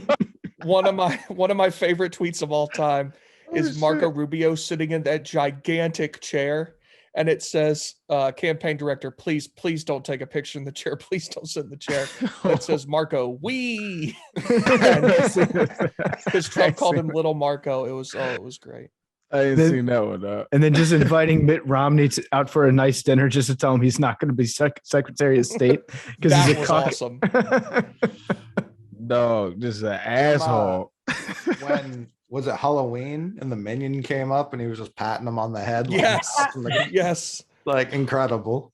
Just incredible. No, bro. And remember when he paid the kid like $20 to mow the White House lawn because he like the kid went viral for mowing lawns or something, and Trump was like, come to the White House, and he gave him like $20. Yeah. Fucking shooting paper towels to people in Puerto Rico. Was it Puerto Rico? Yeah. And look at us over here reminiscing on the Trump era. Look at this. After Clemson wins the national championship, they go to the White House and he's just got a shitload of Big Macs and filet of fish. He was correct on that. He was right on that. Yeah.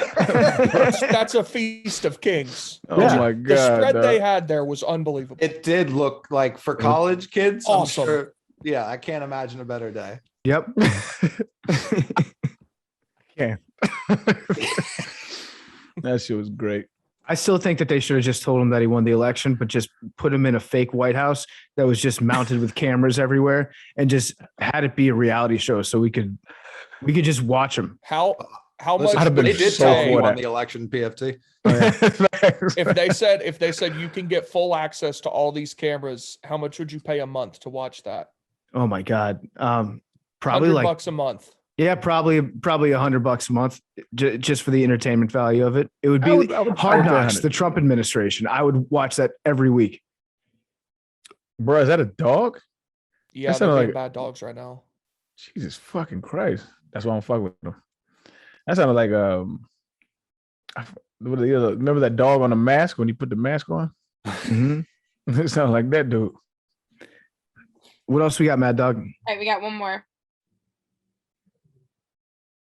I finally figured out. Hold on, time out. I finally figured out who you look like. You ain't gonna know who this is. PFT might though. Me?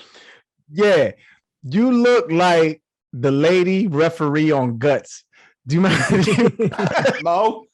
Mo. No. She was Australian. Oh, was she? I thought she was British. What's I thought she was Australian. I mean, it's close. Oh shit! Is it Moira Quirk? I have no idea what her name is. Wait, I don't. Okay, maybe a little bit. Wait, I'm gonna send a picture. Referee on Guts. Send it over to Mo. Yeah. What's that? Guts was bigger than the Olympics, depending on who you ask. In 43 seconds. All right, maybe my memory is a little off. The aggro crag. I mean, nah. A little bit. I can see it. Yeah. I can see it. It wouldn't have been my first, but I can see it. Go ahead, man. My bad. I still contend, like when they made it global Guts and you got to stand up there with your flag and they gave you a medal. Like, I would care so much more about that than winning the Olympics. It's not even funny.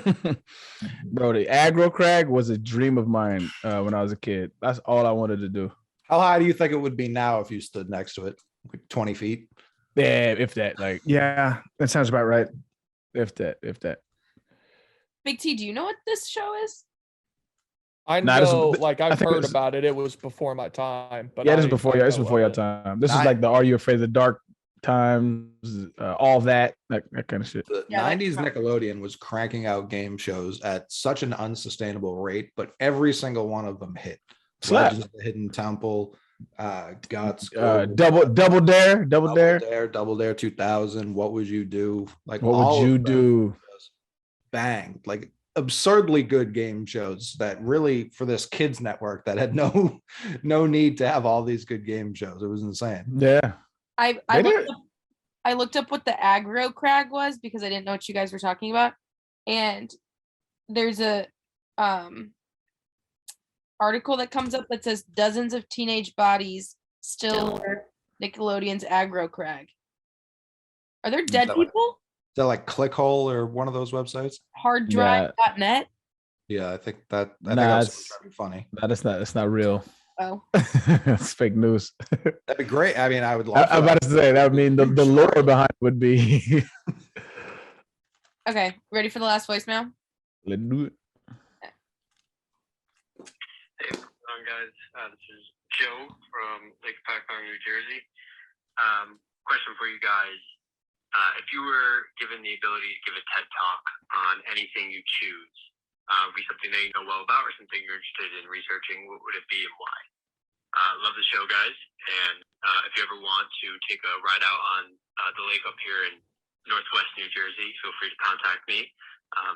You can come back out on the pontoon boat and we'll have a good day. All right. Love you guys. Have a good one. That last part was kind of, what did he say? That he lives in Northwest New Jersey and he would take us out on his pontoon boat if we ever desired.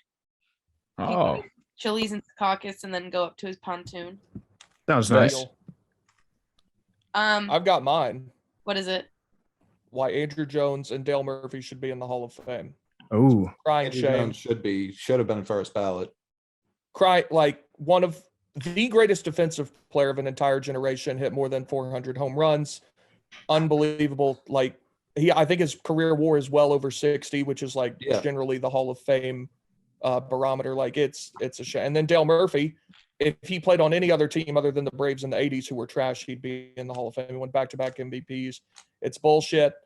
This is why we shouldn't have old media people voting on this. It's a joke. I also think that Dale Murphy, if all of his games were broadcast on TBS, that would have gone a long way too. If he was on the Braves 10, 15 years later, or played on another team, he'd be in the Hall of Fame.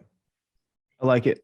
And Andrew Jones, I don't know what the justification is for keeping him out. The It's a thing joke. I hear constantly with Andrew Jones is like after his first 10 years, he fell off. And what I don't understand there is 10 years is such a long period of time.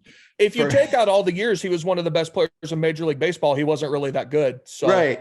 Mhm. Right. But like, You know, when that's you the think about it argument. that way. People say that with like a straight face. They're like, oh yeah, when he Yeah. was at the Dodgers, he was bad. It was like, okay. And like, yeah, well, in 2012. yeah, what am I missing here? Like, he was one of the best players I've ever seen. Like, he was a monster. Absolute monster. Yeah, Only I Willie could- Mays has a higher defensive run saved. And boy, oh boy, do I not trust that fucking stat. Like, Andrew Correct. Jones is the best Correct. defensive center fielder of all time, like by far. Maybe the best defensive player of all time. One of the Correct. 3 or 4. Correct. And oh yeah, like you said, it also hit 400. Like, this isn't an Ozzy, not a Omar Vizquel situation. Like, he hit 400 home runs. Like, very comfortably should be in the Hall of Fame. Don't know why he isn't. And very cool too. Like, an extremely cool Awesome. player to be that cool as a center fielder while Griffey is still a cool center fielder. Like, he was holding his own in that Mhm. cool debate. There are no black marks against Andrew Jones. Spells his name cool cool. debate. His son's a monster. His His son's son gonna might one be of the best number players in one the league. pick next year. Right. Like, everything you could argue against is like, you just can't. Like, it's a flawless argument, and he's just not in the Hall of Fame. And I That really home hope run his that son he is hit in the number World one. Series when he was 19 years old. Yeah. I really hope his son is the number 1 pick too, because he's committed to Vandy, and I don't want to have to root against him. Yeah, he'll probably go pro. The monster. I think I would give my TED talk on how downfield laterals can change the game of professional football. Did you see that Sport of Jets football. play? Yeah, perfect. That's what should happen all the time. And that the upside that they had on that play, yeah, they got a first down and it was awesome. But that's like an average type play result that you can expect when you run a downfield lateral like that. The upside is so much bigger than that. What was the? I'm trying to remember in my head. What was like the net gain if he had like from where he threw the lateral when he got tackled? He got like about 7 yards at that point? It was about 7 yards, but also if I'm nitpicking a little bit, Berrios didn't run onto it. So in rugby, you're taught to you've already got like a head of steam. He caught it standing still, which you could probably add another 6-7 yards to that if he catches it while he's at a full sprint. Right. But yeah, it'll change it once the coach figures out how to do it correctly and minimizes the risk. It's going to change the game. Yeah, it was. I understand why we're at the foreground here, PFT. Like you need to build on top of the foundation. That was good foundational play. I think their spacing was kind of trash on it. I think they could have cleared out a lot of those blockers that they had set up for Berrios, and he would have got more yards just by there simply not being more defenders over there. Like there's a lot to build on that, but yeah, I think it was a good first step. Aaron, what would you give a TED talk on? Yeah, so I think I would give a TED talk on how pretty much every societal goal that we have is counterproductive to our happiness.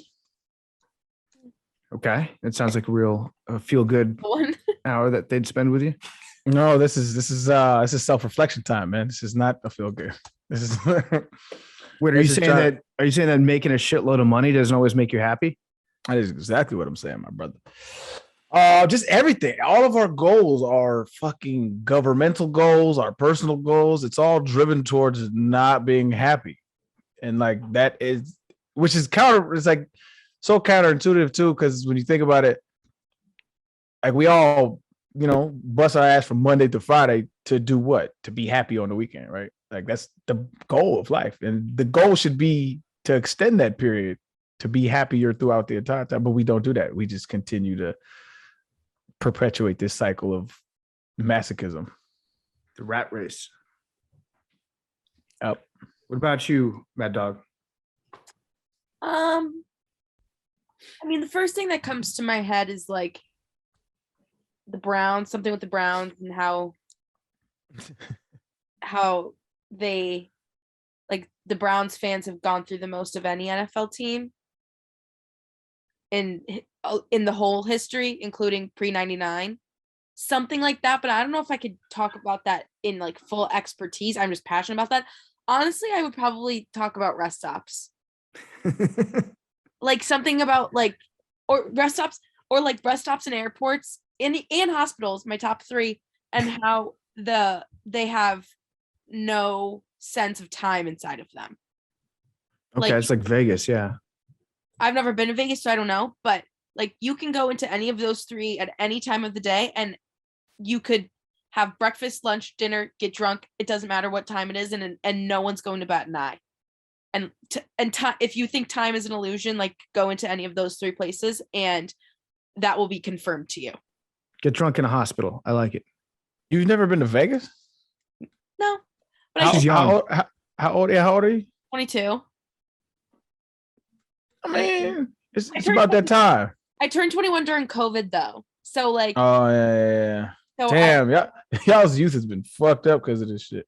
Yeah, like I turned 21 when we were still at like the stay-at-home lockdown, like real COVID. So I didn't even go to a bar on my 21st birthday. So like, and then you have a drink at the crib? Yeah, I just drank in my backyard. Nice. Yeah, but so I haven't had a chance to go out there yet, and that like now I have like a job and stuff, so I would just have to find time to go out there. I don't know. I do want to. I've never been to a casino. I want to go to a casino soon. 2 birds, 1 stone. I know. There's like a casino in Cleveland. I could go to that and knock that out in a night. But that's right. Jack Casino. But probably something about how time is an illusion in those three places. That or why deer should be taken more seriously as a threat. Agreed. What? No, deer kill a shitload of people. Yeah. Well, it's because we run into them, right? Or they charge you.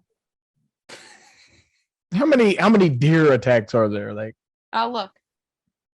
I think it's mostly they- just car accidents.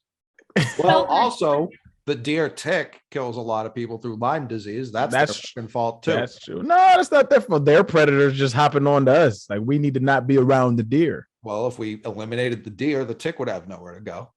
I mean, obviously, it can go to us. Yeah, no, they're a real It problem. says there are over 200 fatalities and 10,000 injuries yearly by deer accidents. Not 200. That's not a lot. There's 330 million people in America. I'm straight. But Okay. like- Also, zombie deer disease. What is that? Wait, Oh, so man. now we're playing percentages? Deer kill more people in America than any other We've animal. always Wow, played yeah. We've always played percentages. I don't know. That's not what I've been hearing. Yes, it is. Death is From too a many. deer? No, it's not. I don't know. I'm an advocate for more deer deaths. Listen, when these deer are invasive and I can pass on a murderous deer to you that you can give to Grandma T, then yeah, we can talk about it. You can Oh, get he was. inoculated against the deer. Oh, he was talking about. Yeah. Yeah, deers aren't contagious, my guy. Unless there's a new No, deer it's variant a that has slippery dropped. slope. That's A all I'm new deer saying. variant. Yeah. There's no slippery slope here. There's zero slippery slope. Yeah, I don't like Okay. deer. Deer scare me.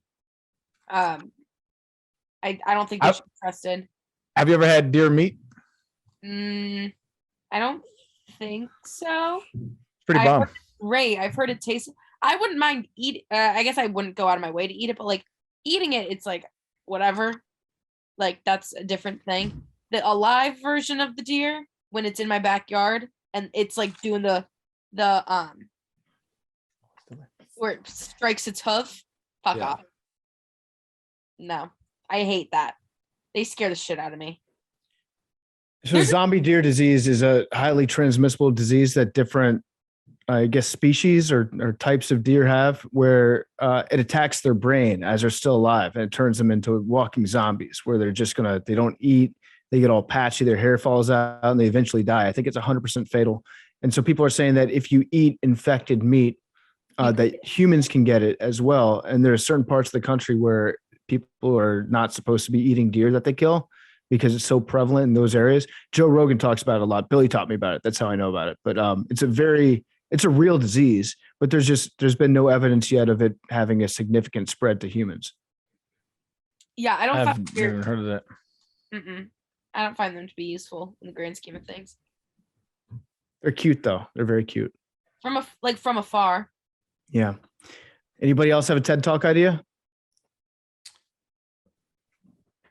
I mean, the only thing I can think of is similar to Big T's, just an hour rant about how Pedro Martinez was not only the '99 MVP, but very clearly the best pitcher of all time. Oh, okay. Really? Oh, also the 1992 National League MVP. The 97 Heisman too. We'll just combine those. The two most fraudulent awards ever given out in the history of sports. Go look up the 1992 National League MVP. You'll be appalled. I think did Barry Larkin win it? And he hit like Maybe. I don't even. I wrote a blog on it. It's disgusting. And then the 97 Heisman went to Charles Woodson, who had like 4 interceptions and was trash. Peyton Manning, one of the greatest players in the history of college football. The two most fraudulent awards ever given out in the history of sports. The 92 NL MVP is Barry Bonds. Okay, Oh, then it was what? 96 or something. Yeah. You just called Charles Woodson trash? And Barry Bonds. No, he was a great player in the NFL, but in 1997, he was nowhere near Peyton Manning. What are you talking about? Charles Woodson played both ways. Yeah, he had like 8 receptions for like 140 yards. It was sickening. How many tackles did Peyton Manning have on the other side of the ball? What do you mean, bro? What are you talking about? Probably a couple. He threw a No. lot of picks. This is so. You crazy. Charles Woodson was the best player in I think it college. was my bad. I think it was the 1995 NL MVP that Barry Larkin won, and Greg Maddux had I think a 140 ERA or something. is I disgusting. don't even know what ERA means. That's how much of a baseball fan I am not. He wasn't giving up runs ever. Greg Uh, Maddux was nice. Greg Maddux was one of the 5 to 7 best pitchers of all time, somewhere in that range. I know I got But- into it on Twitter once with Kurt Schilling. That doesn't surprise me at Who all. amongst Greg us? Maddux in Yeah. 95, 19-2 with a 163 ERA and 210 innings. Barry Larkin hit 319 with 15 homers and 66 RBIs. How many homers? 15. 66 RBIs. Correct. Dante Bichette actually. Was he leading Huh? off? He was leading off, wasn't he? Yeah, probably. But Dante Bichette also hit 340 with 40 homers, 128 RBIs. Everyone below him, the next like 6 guys were better. I mean, there are a lot of people who love to post the graphic of like the year Wilt averaged 50. I think big Oscar Robertson was averaging a triple double. Elgin Baylor was going crazy that year, and Bill Russell still won MVP, and that was the correct choice to make. Charles So, Woodson had 7 interceptions and 0 touchdowns in 1997. Okay, he had 7 interceptions, right? He had almost 200 yards receiving, over 100 yards rushing. He also had, I don't know how many punt returns for touchdowns. Like, what do you mean? He was clearly the best player in the country. He scored. I think he had like a school breaking record. I just read that, but he had school breaking record pass breakups. I definitely just read that because I kind of slammed. I don't have that one just floating around on the brain.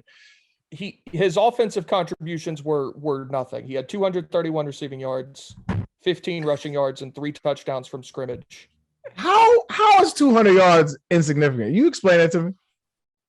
In a season? Explain how it's insignificant. Like, explain that. So that's 18 yards a game. Yeah, if you're doing the average, for sure. But like they didn't get that anywhere. No, but they put him on the field for impact plays. They put in packages for him. It wasn't like he was playing both sides. He caught 11 passes in 11 games. But defensive coordinators spent a week thinking about it. Like, you have to account for that, right? Not only that, you have to think about his punt returns, right? He scored. He did the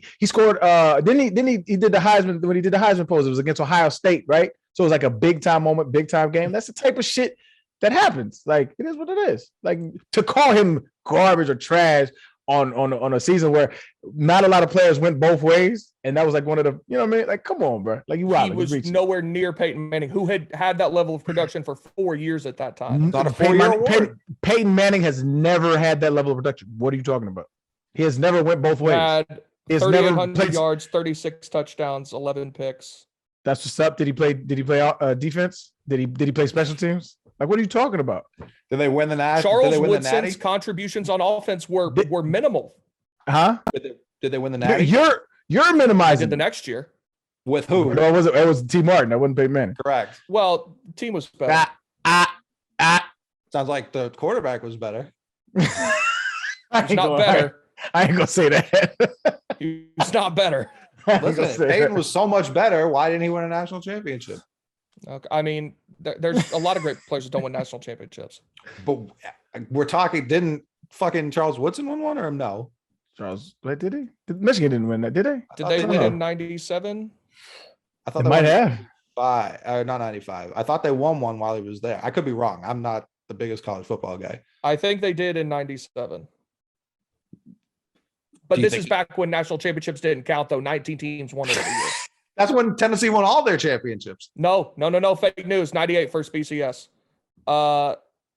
Big Blues annual contest against Ohio State served the defensive back Heisman clinching performance. Woodson delighted the fans and the Heisman pundits with a touchdown punt return and an end zone reception and a 37-yard catch that helped set up Michigan's only offensive touchdown of the game. Like, come on, dog. Like, what do you mean? I'm the biggest. So he scored 2 of his 3 touchdowns of the season in one game. So the rest of the time he was doing nothing.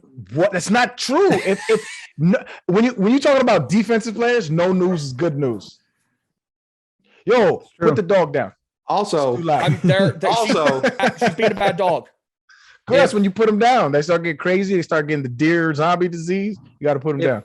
If we really want to talk about the true person who Don't was say that. robbed in that Heisman ceremony, it was clearly Randy Gene Moss, who shattered Jerry Rice's records and made Marshall their first year, I believe, in D1, a legitimate program.